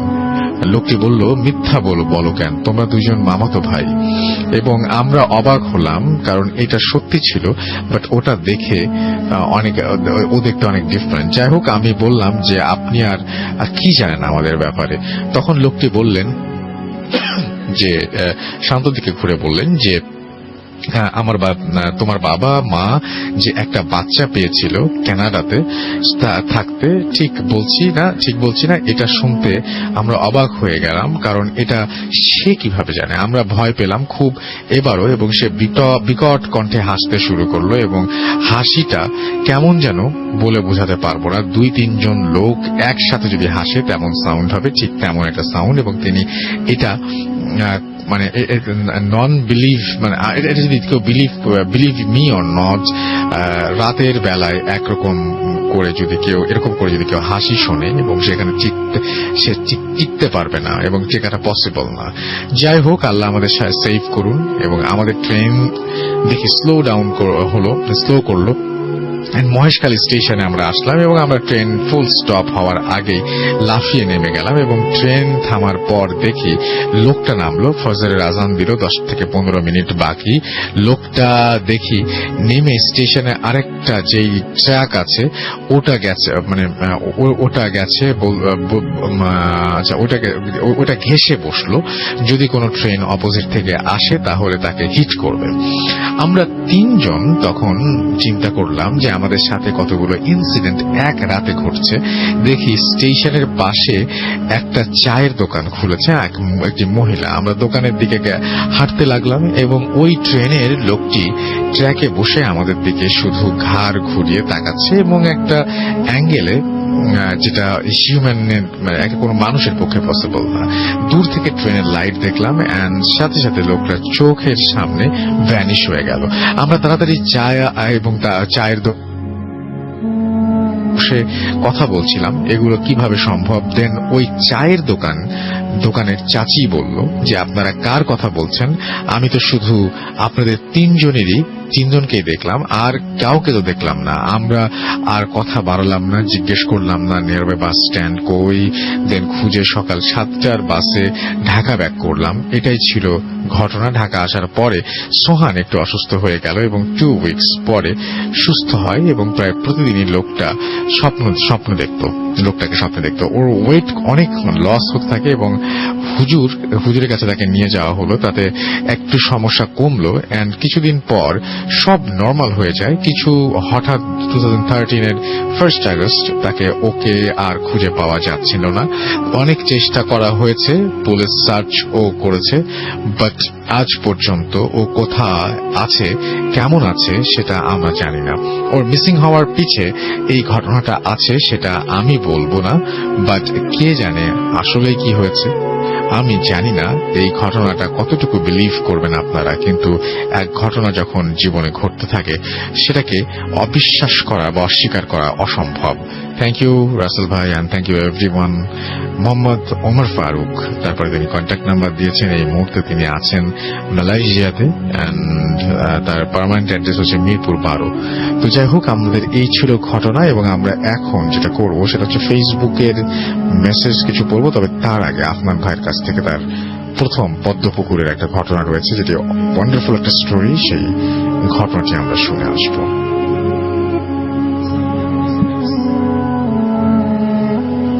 আসসালামু আলাইকুম লিসেনার্স। রাসেল ভাইকে অসংখ্য ধন্যবাদ, ভূত এফএম টিমকে ধন্যবাদ আজকে মানে এত সুন্দর একটা অনুষ্ঠানে আমন্ত্রণ জানানোর জন্য। বিশেষ করে এখানে আসার পর রাসেল ভাই মানে সবকিছু খুব এনজয় করছি স্টিল নাও। বিশেষ করে আমি আর ফান্নান মনে হয় যতজন গেস্ট আসছে সবচেয়ে বেশি এনজয় করেছে আমরা 2 জন। তো অসংখ্য ধন্যবাদ আপনাদেরকে, ভূত এফএম টিমকে এবং হোটেল 6 সিজনের কর্তৃপক্ষকে, তাদের মানে সবার সম্মিলিত প্রচেষ্টা এত সুন্দর একটা মানে আয়োজনের জন্য। আসলে আমি এখন যে ঘটনাটি শেয়ার করতে যাচ্ছি সেই ঘটনাটি একটি বিল কেন্দ্রিক ঘটনা। তো বিলের বর্ণনা দিয়ে আমি আগে দেব, তারপর আমি মেইন ঘটনাতে যাব। এই বিলটি রাজবাড়ী জেলার কালুখালী উপজেলাতে অবস্থিত। কালুখালী মেইন যেই উপজেলা কমপ্লেক্স আছে সেখান থেকে 2 কিলোমিটার ভিতরে যেতে হয়। তো ওই বিলের পাশ দিয়ে যে রাস্তাটি গিয়েছে 2016 সালে ওখানে রাস্তা নির্মিত হয়। আগে ওখানে মানে সাধারণ রাস্তা ছিল, মানে মাটির রাস্তা ছিল, এবং রাস্তার ওই জায়গাটা এতটা মানে ভয়ঙ্কর যে দিনের বেলাতেও ওই রাস্তা দিয়ে লোকজনের আনাগোনা খুব কম, আর রাতের বেলাতেও কোনো প্রশ্নই আসে না। আর ওই বিল কেন্দ্রিক অসংখ্য ঘটনা আছে, ছোটখাটো অনেক ঘটনা যেগুলো বলে শেষ করা যাবে না। তো তার মধ্যে আমি এমন একটা কমন ঘটনা বলবো যেটা অধিকাংশ সময় সেখানে ঘটে। সেই কমন ঘটনাটি আমি আজকে বলবো। বিলের নাম হচ্ছে পদ্মবিল। ওই এলাকার যারা আছেন তারা অবশ্যই পদ্মবিলের নামের সাথে পরিচিত। এটি রাজবাড়ী জেলার কালুখালী উপজেলায়। তো যারা ওই এলাকায় আছেন তারা সবাই পদ্মবিলের নাম জানেন, আর যারা জানেন না আজকে অবশ্যই আমার মাধ্যমে ওই জায়গাটা সম্পর্কে জানবেন। কারো যদি দেখার ইচ্ছা হয় অবশ্যই সেই জায়গায় গিয়ে দেখে আসবেন, এবং রিকোয়েস্ট করবো অবশ্যই দিনের বেলা যাবেন, কখনো রাতের বেলা নয়। আচ্ছা রাসেল ভাই, ওই পদ্মবিলের ওখানে একটি বড় একটি মানে পাকড় গাছ রয়েছে। আমি নিজে ওখানে গিয়ে দেখে এসেছি এবছরের ফেব্রুয়ারি মাসে গিয়ে, যখন শীত প্রায় শেষের দিকে। তখন আমি রাজবাড়ির যেই আমাদের হরর টিম আছে, যেটা আমাদের ভূত এফএম ফ্যান ক্লাব যেটা আছে, ওরা আমাকে বলেছিল যাওয়ার জন্য, ওরা ইনভাইট করেছিল। আমি গিয়ে ওখানে দেখে এসেছিলাম, তখনই ঘটনাটা কালেক্ট করা, কিন্তু বিভিন্ন কারণে বলবো করে বলা হয় না। আজকে হলোইনের প্রোগ্রামে ঘটনাটি শেয়ার করতে চাই। রাসেল ভাই, ওইখানে একজন মানে কৃষক আছেন। তো ওই কৃষকের নাম হলো জালাল মিয়া। তো উনি খুব দরিদ্র হওয়ার কারণে উনি ওখানে যেই জায়গাটা আছে, ওই বিলটা কিন্তু রাসেল ভাই মানে বর্ষাকালে একদম পানিতে টইটুম্বুর করে, এবং বর্ষাকালে এত পানি হয় যে এই মাথা থেকে ও মাথা দেখাই যায় না, একটা বিশাল সমুদ্র মনে হয়। কিন্তু যদি শুকনার সময় মানে গ্রীষ্মকালীন সময় মানে ওখানে গেলে মানে বিশাল মানে ফসলি জমি দেখা যায়, মনেই হয় না যে ওখানে কোনো বিল রয়েছে। তো উনি অন্যের মানে খেতে চাষাবাদ করতেন, যে চাষাবাদের মানে যে ফসলটা হবে তার অর্ধেক উনি নেবেন, অর্ধেক জমির মালিক নেবেন, এই হলো শর্তে উনি চাষাবাদ করেন। ওনার নিজের কোনো জমি নেই, অত্যন্ত দরিদ্র ব্যক্তি উনি। তো তখন বৈশাখ মাস সময় এই, আর ঘটনাটি 2015 সালের ঘটনা, খুব বেশি দিন আগে না, 2015 সালের ঘটনা। তো বৈশাখ মাস চলে আসে। তো উনি যেই ফসলটি রোপণ করেছিলেন, আমাকে বলেছিলেন উনি এক প্রজাতির ধান লাগিয়েছিলেন আর কি। তো ওই ধানটা যখন লাগান, তখন ওনার ওই ধানটা যখন প্রায় পাক ধরে এসছে, তখন ওনার ওই জমির যে মালিক বলেন যে দ্রুত ধানটা কাটতে, না হলে বৈশাখ মাসে ঝড় আসবে, যদি শিলাবৃষ্টি হয় তাহলে ধান নষ্ট হয়ে যেতে পারে, তো তুমি দ্রুত কেটে আমার ভাগেরটা আমার বাড়িতে দিয়ে আসো। তো উনি একদিন খুব দ্রুত কেটে ওই জমির মালিকের বাড়িতে দিয়ে আসেন, এবং ওনারটাও কেটে কিছু অংশ ওনার নিজের বাড়িতেও রাখেন, কিন্তু সবটুকু কেটে শেষ করতে পারেনি, কিছু অংশ ছিল। তো একদিন রাতের বেলা, বিশেষ করে মানে ওখানে তো 7টা-8টা মানে অনেক রাত, এখনো পর্যন্ত সেখানে 7টা মানে অনেক রাত। তো রাতের বেলা উনি চিন্তা করলেন যে যদি কোনো কারণে ঝড়ো বৃষ্টি হয় বা শিলাবৃষ্টি হয় আজকে রাত্রে, তাহলে তো যেই ফসলটুকু আছে ওটা তো আমার ভাগের, তাহলে তো পুরোটাই নষ্ট হয়ে যাবে, তাহলে আমি কি খাবো? সুতরাং ওদিকে মেঘ গুড় করছিল, উনি ভয় পাচ্ছিলেন যে যদি সত্যি বৃষ্টি হয়, ডুবে যায়, মানে নষ্ট হয়ে যায়, তাহলে তো অনেক ক্ষতি হয়ে যাবে আমার। তো উনি সিদ্ধান্ত নিলেন এই রাতের বেলায় উনি হারিকেন নিয়ে ওখানে যাবেন, রাতের বেলায় যত ধান আছে উনি নিজেই সব কেটে ফেলবেন। আর উনি অনেক দরিদ্র লোক ছিল, আসলে উনি যে সাথে কোনো সহযোগী নেবেন ওনার সেই সামর্থ্যও ছিল না।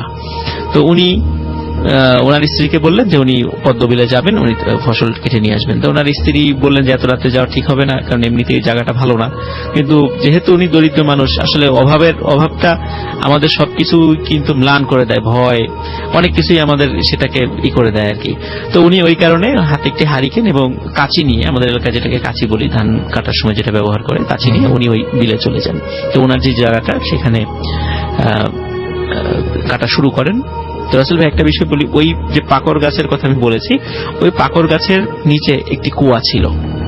কুয়াটি 2016 সালে যখন ওই রাস্তা মানে পাকা রাস্তা করে ওই জায়গাটা, রাস্তার সম্প্রসারণের কারণে ওই কুয়াটা এখন ঢেকে গেছে, ওখানে মাটি টাটি ফেলে এটা করে দেওয়া হয়েছে। ওই কুয়া কেন্দ্রিক অসংখ্য মানে ঘটনা আছে আর কি, কারণ ওই কুয়ার মধ্যে যে কত লোককে হত্যা করে ওর মধ্যে ফেলে রাখা হয়েছিল মানে তার কোনো হিসাবই নেই। আচ্ছা, ওখানে স্থানীয় লোকরা ওইটা সবাই জানেন আর কি, ওই কুয়া সম্পর্কে আর ওই গাছ সম্পর্কে। তো উনি যথারীতি উনি ফসল কাটা শুরু করছিলেন। যখন ফসল কাটছেন, আস্তে আস্তে কাটছেন, হঠাৎ ওনার মনে হলো যে আর্মিরা যেমন মানে সবাই সারিবদ্ধভাবে মার্চ করতে করতে এগিয়ে আসে, মনে হচ্ছিল ওনার পেছন থেকে অনেক লোক মার্চ করতে করতে এগিয়ে আসছেন। তখন উনি পেছন দিকে তাকান। উনি পেছন দিকে তাকানোর পরে দেখতে পারেন ওই কুয়া থেকে অনেক লোক উঠে আসছে এবং কারো কারোর সাথে ঘোড়া রয়েছে। এবং রাসেল ভাই ওই ঘোড়াগুলোর একটারও মাথা ছিল না। আচ্ছা, ওই কুয়ার মধ্যে থেকে সব উঠে আসছে একে একে। তো একে একে উঠে উঠে সবাই ওই মাঠের মধ্যে যাচ্ছে। যেতে যেতে রাসেল ভাই সবাই মানে মাঠ বিশাল মাঠ, ওই মানে হাজার হাজার এরকম লোক মানে ঘিরে দাঁড়ায়, মাঠের ভিতরে গোল হয়ে দাঁড়ায়। এখন দেখে ওদের মধ্য থেকে বেশ কিছু লোক রাজার মতো পোশাক পরা, তারা এগিয়ে গিয়ে একটা জায়গায় বসে। বসার পরে ওই যে রাসেল ভাই ঘোড়ার কথা বললাম, ওই ঘোড়ার উপরে সওয়ারিও ছিল। তখন ওরা সবাই ঘোড় দৌড়ের প্রতিযোগিতা করছে ওইটুকুর মধ্যে, মানে কে ফার্স্ট হবে। আর ওই যে রাজার মতো কয়েকজন বসে আছে, ওনারা ওইটা দেখছেন। তো মনে হচ্ছে যে এখানে মানে একটা ঘোড় দৌড়ের প্রতিযোগিতা হচ্ছে।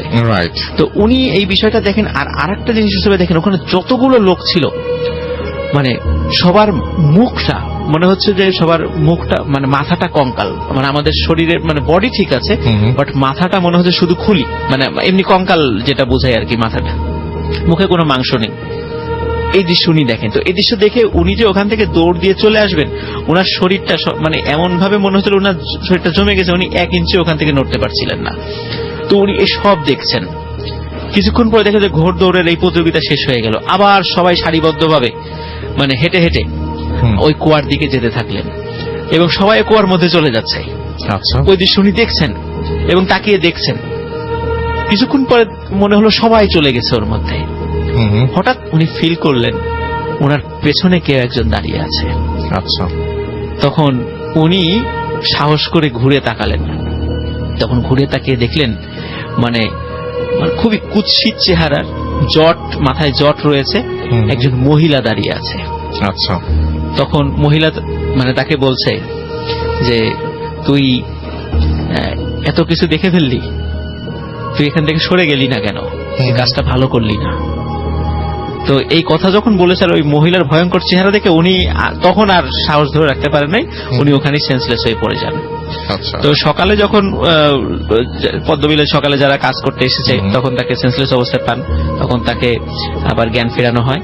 তখন উনি এই সব স্তরে সবাইকে ঘটনাটা বর্ণনা করেন যে এই ঘটনাটা ঘটেছিল। তো আসলে ঘটনাটা এখানে শেষ হলে পারতো, কিন্তু আসলে ঘটনাটা এখানে শেষ হয়নি, কারণ ঘটনা আর একটা খুবই একটা করুণ পরিণতির দিকে গিয়েছিল, সেটাই বলবো এখন। তো বর্ষাকালে কিন্তু ওই পদ্মবিল মানে মনে হয় যে সমুদ্রের মতো, আমি তো বলেছি একটু আগে, মানে এ মাথা থেকে ও মাথা আপনি কিছুই দেখতে পারবেন না, মানে চোখ যতদূর যায় শুধু পানি আর পানি। তো উনি আর ওই সময় ওই অঞ্চলের লোকজন যে কাজটা করে, ওই সময় তো সব ফসল মানে পানির নিচে তলিয়ে যায়, ওই সময় সবাই মাছ ধরে ওখানে ওই পদ্মবিলে মাছ ধরে। তো সারা রাত ধরে মাছ ধরে, সকালবেলা রাজবাড়ির বাজার, কালুখালী বাজার, তারপরে আপনার পাংশা যে থানাটা আছে, ওরা ওখানে মাছগুলো নিয়ে যায়। তো যেহেতু মানে একদম মানে কোন চাষ করা মাছ না, এবং ওই পদ্মবিলের মাছের এখনো পর্যন্ত আমাদের ভালো কদর আছে, মানে বেশ কদর আছে। আমরা বাজারে গেলেই, রাজবাড়িতে বাজারে গেলে যদি শুনি যেটা পদ্মবিলের, তাহলে আমরা সবাই মানে বেশি দাম হলে ওটা কিনে নেওয়ার চেষ্টা করি, আমাদের জন্য পথে নিয়ে আসবেন। জি জি। তো ওখানে ওই যেই মানে জালাল মিয়া, উনি ওনার সন্তান রয়েছে, 2টো সন্তান রয়েছে, যেই সন্তানের বয়স 15 বছর, তো বড় ছেলে আর কি, তাকে নিয়ে রাতের বেলা মাছ ধরতে যেতেন। ওনার একটা নৌকাও ছিল, মাছ ধরতে যেতেন। তো নৌকাটা আসলে ওনাদের না, উনি যে ভাড়ায়, মানে ঠিক ভাড়ায় যেমন ওই মানে অর্ধেক অংশ ফসলের, অর্ধেক অংশ মালিকের, অর্ধেক অংশ ওনার। তো মাছ ধরার পরে অর্ধেক অংশ হচ্ছে নৌকার এবং জালের মালিকের, আর অর্ধেক অংশ ওনাদের। তো এই শর্তে আর কি ওনারা মাছ ধরতেন আর কি। তো যখন মাছ ধরছিলেন, হঠাৎ করে মানে জালাল মিয়া বলছে ওনার ছেলেকে, বাবা নিচে দেখতো, মনে হচ্ছে যে জালটা কোনো কিছুতে আটকে গেছে, তো তুই একটু নিচে নেমে জালটা ছাড়িয়ে দে। তো বলছে ঠিক আছে যাচ্ছি। তো সে পানির মধ্যে নামে, ডুব দিয়ে জালটা ছাড়ানোর জন্য যায়, কিন্তু রাসেল ভাই ওই ছেলেটা আর উঠে আসছিল না। আচ্ছা, তো উনি বারবার মানে চিন্তা করছে যে কি ব্যাপার, কোথায় গেল। তো ছেলেটা উঠে আসছে না কেন, ওনার সন্দেহ লাগে। ওনার আশেপাশে আরো যেই নৌকাগুলো ছিল তাদেরকে ডাক দেয়, তারাও আসে। আসার পরে বলে যে আমার ছেলেটা নিচে নামলো কিন্তু এখন তো উঠে আসছে না। তখন আরো যারা ইয়াং কয়েকজন ছিল, কারণ জালাল মিয়ার বয়স একটু বেশি ছিল, উনি নিচে নামতে পারছিলেন না। ওনার ওই সময় ঠান্ডাও লেগেছিল, যার কারণে উনি নিচে নামছিলেন না। তখন আরো কয়েকজন ইয়াং যারা ছিলেন ওনারা নিচে নামলেন। তো নিচে নেমে রাসেল ভাই ওই ছেলেটাকে টেনে তোলে। ছেলেটাকে টেনে তোলার পর দেখা যায় যে তার ছেলেটা মৃত, এবং তার শরীরের যে মাথাটা ছিল, মাথাটা রাসেল ভাই মনে হচ্ছে যে মানে মাথাটা আমাদের যেদিকে আমরা মুখ করে থাকি, আমাদের বুক এবং মুখ তো সমান দিকে থাকে, তার মাথাটা ঘুরিয়ে একদম পিঠের দিকে করে দেয়, মনে হচ্ছে কেউ মাথাটা ভেঙে পেছন দিকে করে দিয়েছে। তো এই একটা করুণ পরিণতি ঘটে তার ছেলের সাথে। তো এখনো নাকি রাসেল ভাই উনি স্বপ্নে দেখেন যে ওই যে ভয়ঙ্কর মহিলাটা, ওই মহিলাটা বলে যে একটাকে তো নিয়েছি, আরো নেব। তো এখনো ওখানে উনি জীবিত আছেন, উনি এখনো ওখানে ওনার ফসল ওইভাবে কাজ করেন স্টিল নাও। তো আর রাসেল ভাই একটা বিষয়, আমি যখন ফেব্রুয়ারি মাসের লাস্টের দিকে ওখানে গিয়েছিলাম, ওখানে যারা কয়েকজন স্থানীয় লোকের সাথে কথা বলেছিলাম, তো ওনাদের বর্ণনা অনুযায়ী পদ্মবিলে মানে হরর কোনো বিষয় ঘটাটা এটা রাতের উপর নির্ভর করে না, দিন রাত যে কোনো সময় ঘটতে পারে। এবং উনি বলেছেন যে বিশেষ করে পাট কাটার যখন পাটের মৌসুম হয়, পাটের সময়তে ওনারা মাঝে মাঝে কয়েক সপ্তাহ ওনারা এই বিশাল বিলে নামতেই পারেন না, কারণ নামার সাথে সাথে ভয়ঙ্কর আকৃতির কিছু মানে মানুষকে দেখেন যারা তাদেরকে তাড়া করে। এবং এটা নাকি প্রতি বছরই হয় রাসেল ভাই, কারণ আমি গিয়ে খুবই অবাক হয়েছি। তো ওখানে যে কুয়াটা রাসেল ভাই, কুয়াটা এখন নাই, কিন্তু বট গাছটা আছে। আর ওখানকার লোকজন, আর ওখানে জনবসতিও রাসেল ভাই খুব কম, অনেক দূরে দূরে বাড়ি। এবং ওখানে আপনি গেলে কিন্তু মোবাইলের নেটওয়ার্ক ওইভাবে পাবেন না, মানে দিনের বেলা গেলেতে সেখানে গা ছমছম করে। বিশেষ করে গাছটা দেখলে তো মানে ভয়ে এমনিতেই গায়ের লোম দাঁড়িয়ে যায়।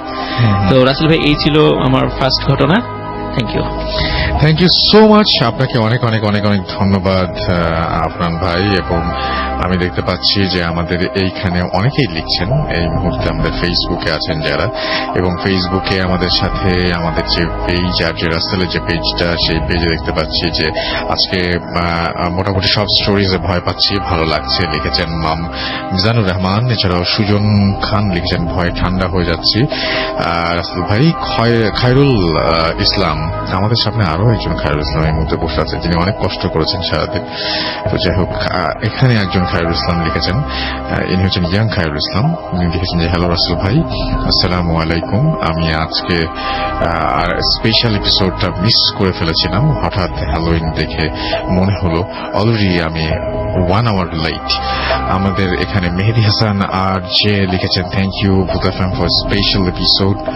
আমাদেরকে দেখতে পাচ্ছি যে ঠান্ডা হয়ে যাচ্ছেন। আচ্ছা, আমি দুজনের নাম খুব বারবার করে বলছিলাম, 2 বার বলেছি, এখন তারা সামনাসামনি আছেন। আমি দুজনের নাম মেনশন করতে চাই, যারা অসম্ভব পরিশ্রম করেছেন, সেই দুজন মানুষ যারা এই প্রোগ্রামে পুরোটা অর্গানাইজ করেছেন, সুমন ভাই এবং মনির ভাই।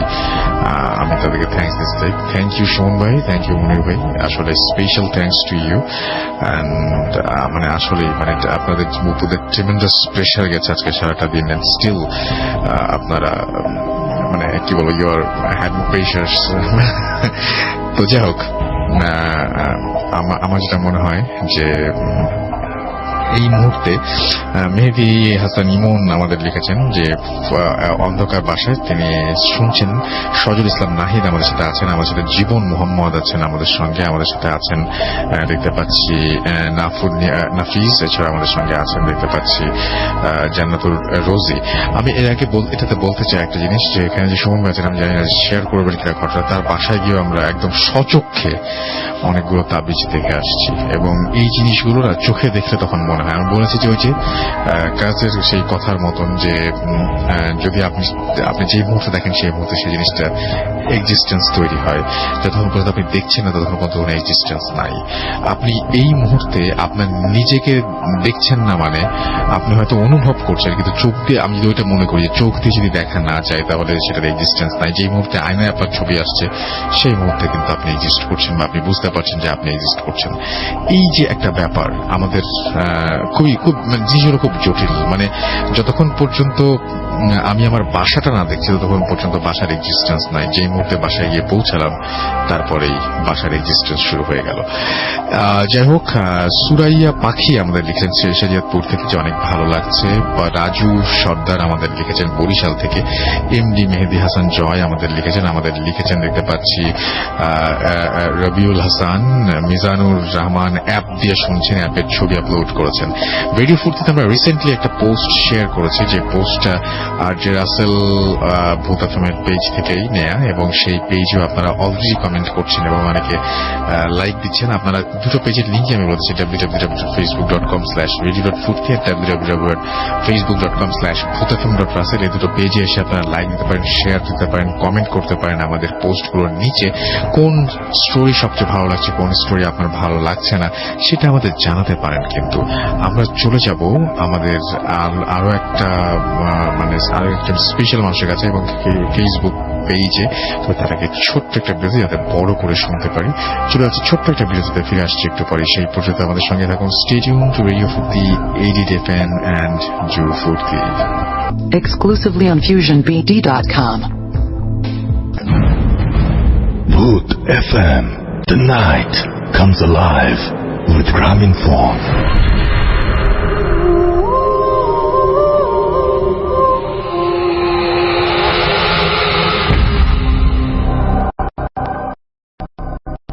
Welcome back. The night comes alive with Graminphone. হ্যালোউইনের দিনে থ্যাংক ইউ গ্রামীণফোন, এবং গ্রামীণফোনকে অনেকে থ্যাঙ্কস জানাচ্ছেন এবং থ্যাঙ্কস জানিয়ে লিখছেন। তো এরকম একটা সময় এবং প্রতিটা মুহূর্ত আমাদের সঙ্গে থাকার জন্য, এতটা সময় ধরে আমাদের সাথে থাকার জন্য এবং আগামী সময়গুলোতেও আমাদের সাথে থাকার জন্য আপনাদের ধন্যবাদ। এবং আপনাদের সাথে করে নিয়েই আমরা যেতে চাই বহুদূর। আমি দেখতে পাচ্ছি অনেকে অনেক কিছু লিখছেন এখানে, এবং আমাদের সাথে এই মুহূর্তে ফেসবুকের যে পেজ, সেই পেজে যারা কমেন্ট করছেন তাদের কমেন্টে কিছু পড়ে ফেলি। এবং আমি দেখতে পাচ্ছি আমাদের এইখানে যারা কমেন্ট করছেন তাদের মধ্যে আছেন হ্যাপি হ্যালোউইন লিখেছেন জুবায়ের মন্ডল, নওরোজ আহমেদ নাহিদ আমাদের সাথে আছেন দেখতে পাচ্ছি এই মুহূর্তে। ফয়সাল এই মুহূর্তে আমাদের সঙ্গে আছেন। দিন মোহাম্মদ, এছাড়াও আছেন সানভীর আহমেদ, এমডি সুমন আমাদের সাথে আছেন। শাহিন হুসাইন আমাদের সঙ্গে আছেন। আহমেদ সুমন আছেন আমাদের সঙ্গে।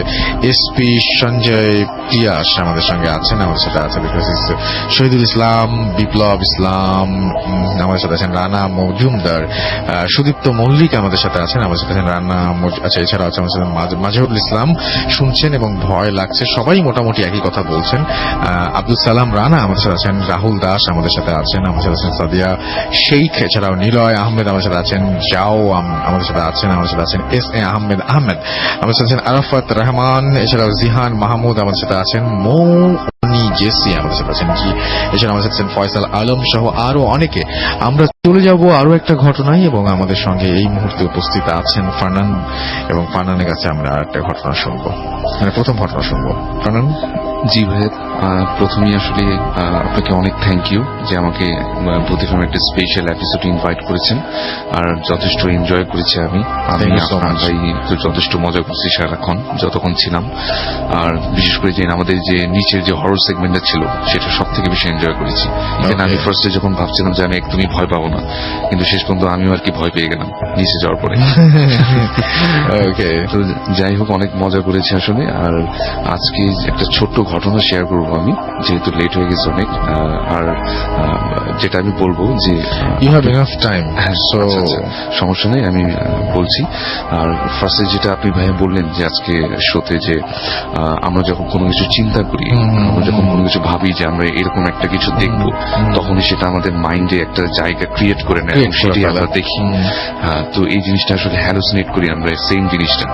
আর বাবু ভাই যে ঘটনাটা বললেন যে ওই যে লাইনার যে ঘটনাটা, সেই ঘটনাটা কিন্তু অনেকটা এইরকমই। তো আমি যে ঘটনাটা এখন বলবো সেটা আমাকে একজন মেইল করেছিল কিছুদিন আগে, এবং উনি মূলত আমাকে বিষয়টা নিয়ে কিছু কোশ্চেন জিজ্ঞাসা করেছিল।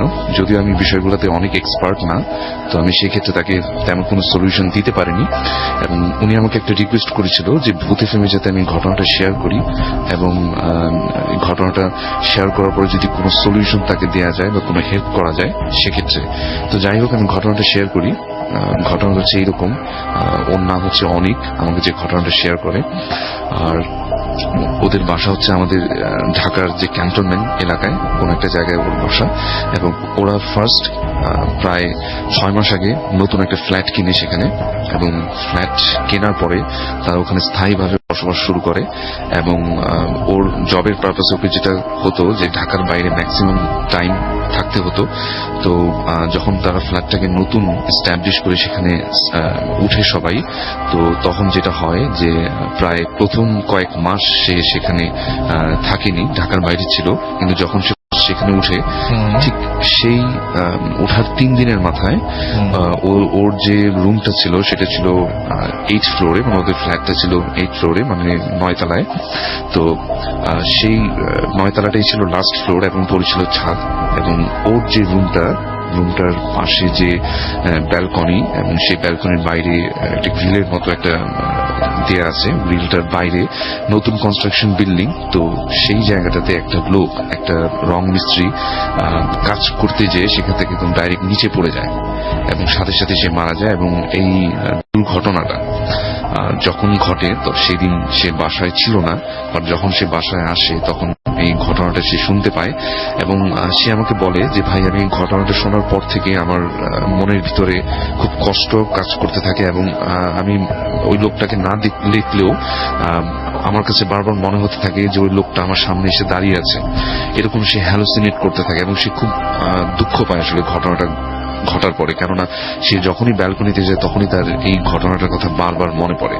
তো যাই হোক, এভাবে বেশ কিছুদিন কেটে গেল এবং সবকিছু নর্মালি ছিল। তো হঠাৎ করে এক রাতে যেটা হয় যে গভীর রাত্রের দিকে, অনেকটা ফজরের ঠিক 1.5 ঘন্টা 1 ঘন্টা এরকম একটা আগে, এরকম একটা সময়ে তার ঘুম ভেঙে যায়। এবং ঘুম ভেঙে যাওয়ার সাথে সাথে সে যেটা করে যে পানি খাওয়ার জন্য সে তার বেড থেকে উঠে আরেকটু মানে যেখানে ডাইনিং রুম সেখানে যাবে। তো তখনই সে যেটা দেখে যে তার বিছানার পাশে যে ফ্লোরটা যেখানে সে দাঁড়াবে, সেখানে ঠিক মাঝখানে একটা সার্কেল টাইপের কোন একটা লাইট সেখানে ক্রিয়েট হয়ে আছে। তো ফার্স্ট যখন সে এটা দেখে, সে ভাবে যে হয়তোবা বাইরে জানালা থেকে কোনো কিছু লাইট আসছে, অথবা এরকম হয়তোবা চাঁদের আলো পড়তেছে, এরকম কিছু একটা। কিন্তু যখন সে ভালো মতো সেই লাইটের সোর্সটাকে খোঁজার চেষ্টা করলো, সে দেখলো যে না, এটা আসলে বাইরে থেকে আসছে না, এটার সোর্সটা ক্রিয়েট হয়েছে বাসার ভিতরের কোন একটা জায়গা থেকে। সে খুব ভালো মতো দেখার চেষ্টা করলো যে এটা আসলে কোত্থেকে ক্রিয়েট হয়েছে। সে আমাকে যেটা বলে যে লাইটের এরকম একটা আকৃতি ছিল যে অনেক সময় আমরা যখন টর্চ লাইট জ্বালাই এবং টর্চ লাইটের আলোটা যখন কোথাও মানে পড়ে, তখন সেটা কিন্তু একটা সার্কেল আকার ধারণ করে। রাইট, হ্যাঁ, ঠিক সেই রকম একদম তার ফ্লোরের মাঝখানে অনেক তীব্র আলো সম্পন্ন একটা লাইট মানে দেখা যাচ্ছে, কিন্তু সেটার সোর্স কোথায় সেটা সে খুঁজে পাচ্ছে না। ওকে। এক সময় তার মনে হচ্ছিল যে তার ফ্যানটা যে বরাবর ঠিক উপর থেকেই মনে হয় সেটা নিচে পড়তেছে লাইটটা। কিন্তু যখন সে ভালো মতো দেখলো যে না, এরকম কোনো কিছুই আসলে তার রুমে নেই যেখান থেকে এরকম লাইটটা ক্রিয়েট হবে, তো সে বেশ ভয় পেল এবং সে কোনো সলিউশন না ভেবে চুপচাপ ঘুমিয়ে পড়ার চেষ্টা করলো। তো এভাবে রাতটা আসলে শেষ হয়ে গেল, কিন্তু রাত শেষ হওয়ার সাথে সাথে সলিউশন তো হলো না। এরপরে যেটা হলো, বেশ কিছুদিন পর আবারও তার এভাবে রাতে ঘুম ভেঙে গেল এবং সে একইভাবে সেই লাইটটাকে বেশ কয়েক রাত দেখতে পেল। এবং একটা সময় সে বেশ ভয় পেতে থাকলো এবং সে যখনই তার রাত্রে ঘুম ভাঙতো তখনই সে মানে ভয়ে আসলে কোথাও মানে তাকানোর চেষ্টাও করতো না, যে দেখলেই হয়তো বা সে ভয় পাবে। এভাবে করে আরো বেশ কিছুদিন কেটে গেল এবং এই সমস্যাগুলো আসলে তার নিজের মধ্যেই সে রেখে দিল, কারোর সাথে সে শেয়ার করতো না। সে মনে করতো যে হয়তোবা আমি হয়তোবা ভুল দেখি বা হ্যালুসিনেট করি, এরকম কিছু একটা। কিন্তু বেশ কিছুদিন কেটে যাওয়ার পরে এরকমই একটা রাতে তার ঘুম আবার ভেঙে গেল এবং সে এই ঘটনাটার কথা প্রায় ভুলে গেছে, এরকম বললেই হয় যে হঠাৎ করে ভুলে গেছে। তো এরকম রাত্রে হঠাৎ করে তার ঘুমটা ভেঙে যায় এবং সেই রাত্রে আমি বলবো যে কিছুদিন আগে যে আমাদের এখানে ঢাকা শহরে প্রচুর বৃষ্টি হলো, সেই সময়টাতেই নাকি ঘটনাটা ঘটেছে। আচ্ছা, তো সে আমাকে যেটা বলে যে ভাই আমি এরকম সেই প্রচুর বৃষ্টি পড়তেছে এরকম একটা রাতে মানে হঠাৎ করে আমার ঘুম ভেঙে যায় এবং সেই রাতে আমি ফ্যান অফ ছিল আমার, কেননা উপরে হাই গ্লাসটা একটু খোলা রাখা ছিল, সেখান থেকে প্রচুর বাতাস ঘরে প্রবেশ করতেছিল, সেই জন্য সে ফ্যান অফ করে রেখেছিল এবং প্রচন্ড একটা সুন্দর একটা ওয়েদার ছিল সেদিন রাত্রে। সে বলে যে আমি ঘুম থেকে মানে ঘুমটা ভাঙার সাথে সাথে উঠে আমি টয়লেটে যাওয়ার জন্য যখনই মানে বিছানা থেকে নামতে যাব তখনই আমার চোখ পড়লো আমার জানালার ঠিক মানে বিছানার বরাবর যে জানালাটা ঠিক সেটার পাশে, এবং এই জানালাটার যে মানে যে জায়গাটাতে রয়েছে এবং সেটার পাশে যে ব্যালকনিটা, এইখানটা দিয়ে কিন্তু ভাইয়া মানে লোকটা যে মারা গিয়েছিল রং মিস্ত্রিটা কাজ করতে যে ঠিক এই জায়গাটাতেই কিন্তু। তো সে এই জিনিসগুলোর কথা তার তখন মনে নেই, আসলে সে জাস্ট তার মানে কাজ করার জন্য সে বিছানা থেকে উঠবে, ঠিক এমন একটা সময় তার চোখে পড়লো যে তার জানালার পাশে যে পর্দাগুলা একদম বাতাসে উঠতেছে এবং ঠিক তার পিছনে যে ব্যালকনিটার দিকে মনে হচ্ছে কিছু একটা সে দেখতে পেল।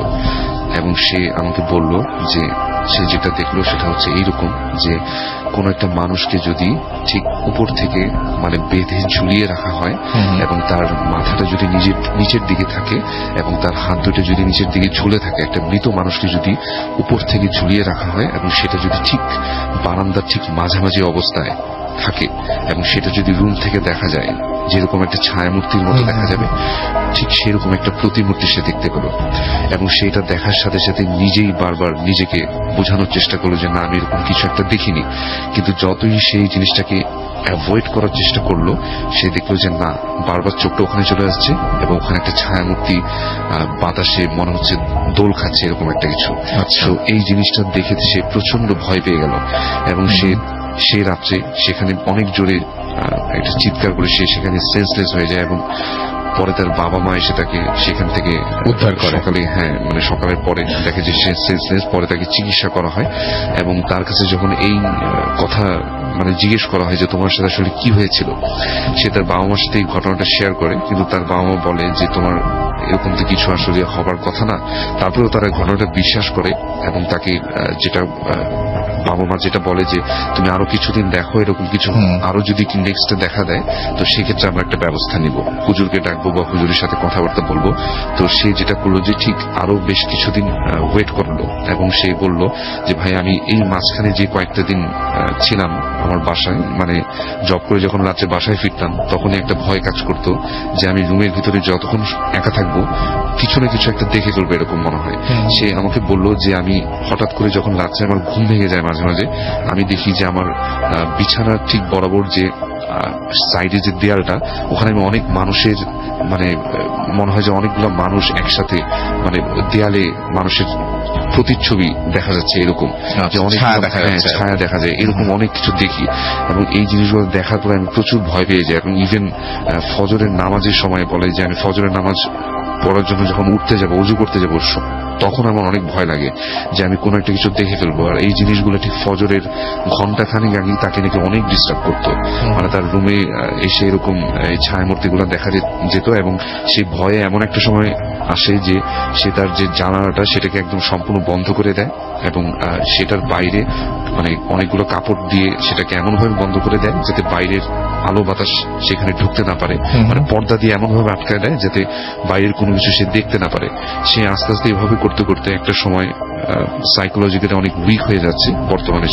সে আমাকে বলে যে এই জিনিসগুলোকে আসলে তার নিজেরই কোনো একটা প্রবলেম, সাইকোলজিক্যাল প্রবলেম, নাকি সে আসলে এই জিনিসগুলো তাকে ডিস্টার্ব করছে।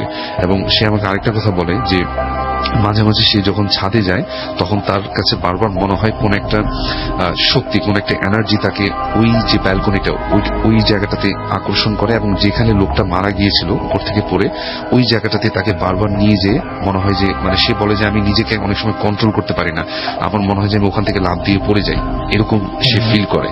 সে এরপর থেকে তার বাবা মা তাকে যেটা করে যে তার সাথে সবসময় যখন সে রাত্রে বাসায় ফিরে ঘুমায়, তার ছোট ভাই তার সাথে ঘুমায়।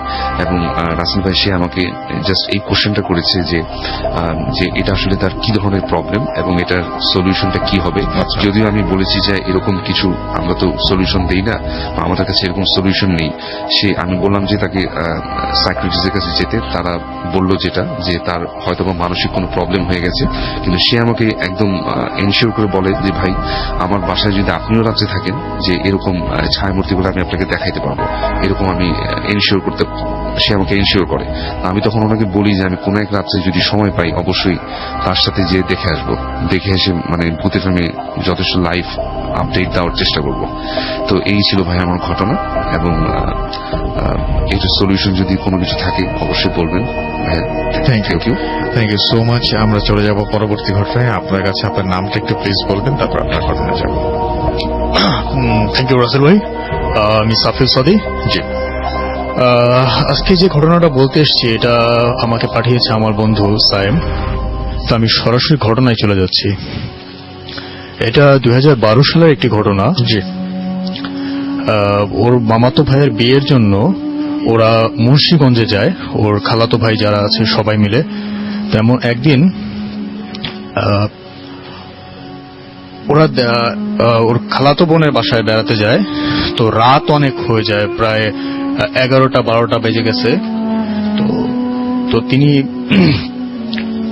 ওরা তখন বাড়িতে ফিরছিল ওর খালাতো বোনের বাসা থেকে।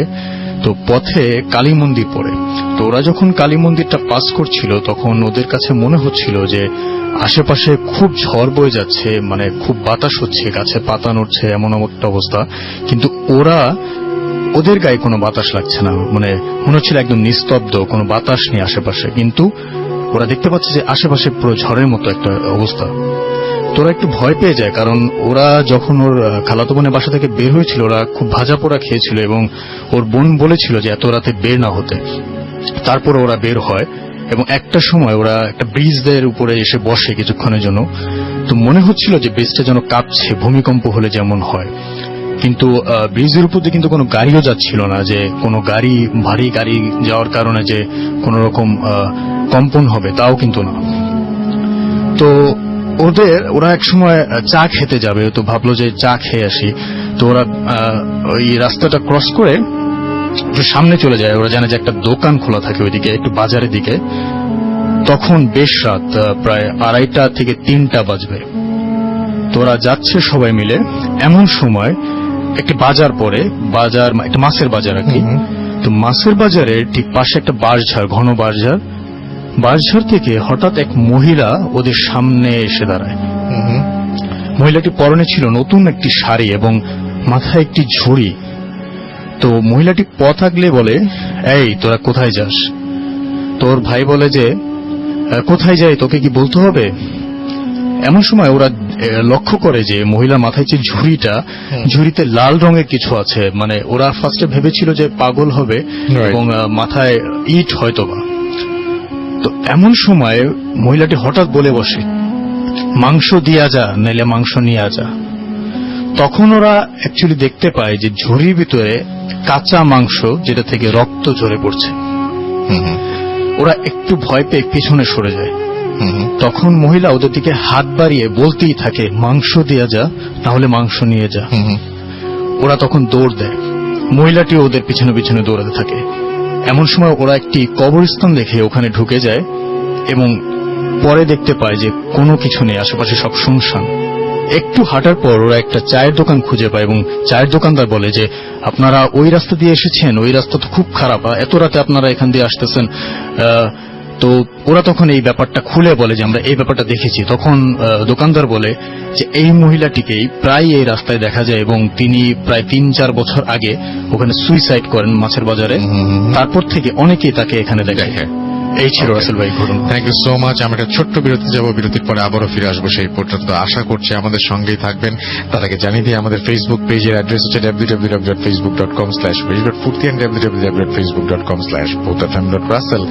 আর আমাদের ইমেল অ্যাড্রেস হচ্ছে bhutfm@radiofurti.fm, যেখানে আপনি আপনার ঘটনা শেয়ার করতে পারেন, যেখানে গিয়ে আপনি আপনার জানা আপনার জীবনের সেরা ঘটনা শেয়ার করতে পারেন। অবশ্যই শেয়ার করুন, অবশ্যই জানিয়ে দিন যে আপনি ঘটনাটি স্টুডিওতে শেয়ার করতে চান নাকি আপনি চান আপনার ঘটনা আমরা পড়ে শোনাই। যাচ্ছি একটা ছোট্ট বিরতিতে, ফিরে আসবো একটু পরেই। স্টে টিউন রেডিও ফুর্তি 88 FM and do ফুর্তি। Bhoot FM. The night comes alive with Graminphone.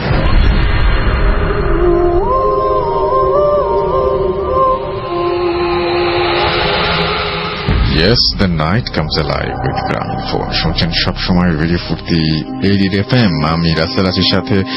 And হ্যালোউইনের last লিঙ্কে আমরা চলে এসেছি। লাস্ট লিঙ্কে চমক থাকেই, এবং সেই চমকটাই একটু অন্য রকমের হয়, যেটা অন্য সবকিছু থেকে একটু আলাদা। তো আজকেও সেরকম অন্যরকম একটা চমক দিতে চাই, আর সেটি হচ্ছে আমাদের সাথে আছেন এই মুহূর্তে হাফেজ মাইনুদ্দিন সাহেব। কেমন আছেন আপনি? আরো একবার বলতে হবে। আচ্ছা, আরো একবার বলতে হবে। আলহামদুলিল্লাহ ভালোই। এবার শুনতে পেয়েছি আমরা সবাই। ওকে, সো আমাদের কাছে একটা ইমেল এসেছিল, আমরা নাম না বলি, হ্যাঁ, আমাদের যে I hope you are fine, I am a regular listener of Bhoot FM, this is not a horror story, this is my personal problem. Few months ago I faced I had some problem like black magic related কিছু problem ছিল তার, এবং তিনি বলেন যে it's too painful for me and but I don't know মানে যে solution সম্পর্কে জানেন না, and how to solve this problem. If you know someone who can help and solve this problem, please suggest me. This is my humble request to you, and because I had তিনি ট্রিটমেন্টও নিয়েছেন এবং completely এই প্রবলেমটা solve করতে পারেনি তিনি। So আপনার সাথে আমি কিছুই বলিনি, আপনাকে ফোনে কথা বলিয়ে দিয়েছিলাম। আপনি কি কথা বললেন আজকে এই ভদ্রলোকের সাথে, এবং তারপরে কি বেরিয়ে আসলো, কি সলিউশন দিলেন, এটা একটু শুনতে চাই। এইটা ছিল আমাদের লাস্ট সারপ্রাইজ এবং লাস্ট চমক। জি ভাই, আলহামদুলিল্লাহ আমার সাথে ওই ভাইয়ের সাথে ফোনে কথা হয়। জি, তা আমি ওনার বিষয়টা যেটা দেখলাম, এটা আসলে কোনো মানুষ অথবা কোনো জিনগ্রস্ত রোগী নয়। আচ্ছা, সেটা হইতেছে আল্লাহ আমাদেরকে যে সৃষ্টি করছেন, আমাদের সুখ দুঃখ নিয়ে তো জীবন। কিছু মানুষের নামের প্রভাবে অথবা তার কিছু ভাগ্য নিয়ন্ত্রণে কিছু দীর্ঘ কয়েক মাস কষ্ট হয়, একটু সমস্যা দেখা দেয়। যেমন আমাদের ধর্মের মধ্যে আমাদের যে ঈমান আনি আল কদরি ওয়াল খাইরিহি, ভাগ্যর ভালো মন্দ আল্লাহ দিয়ে থাকেন।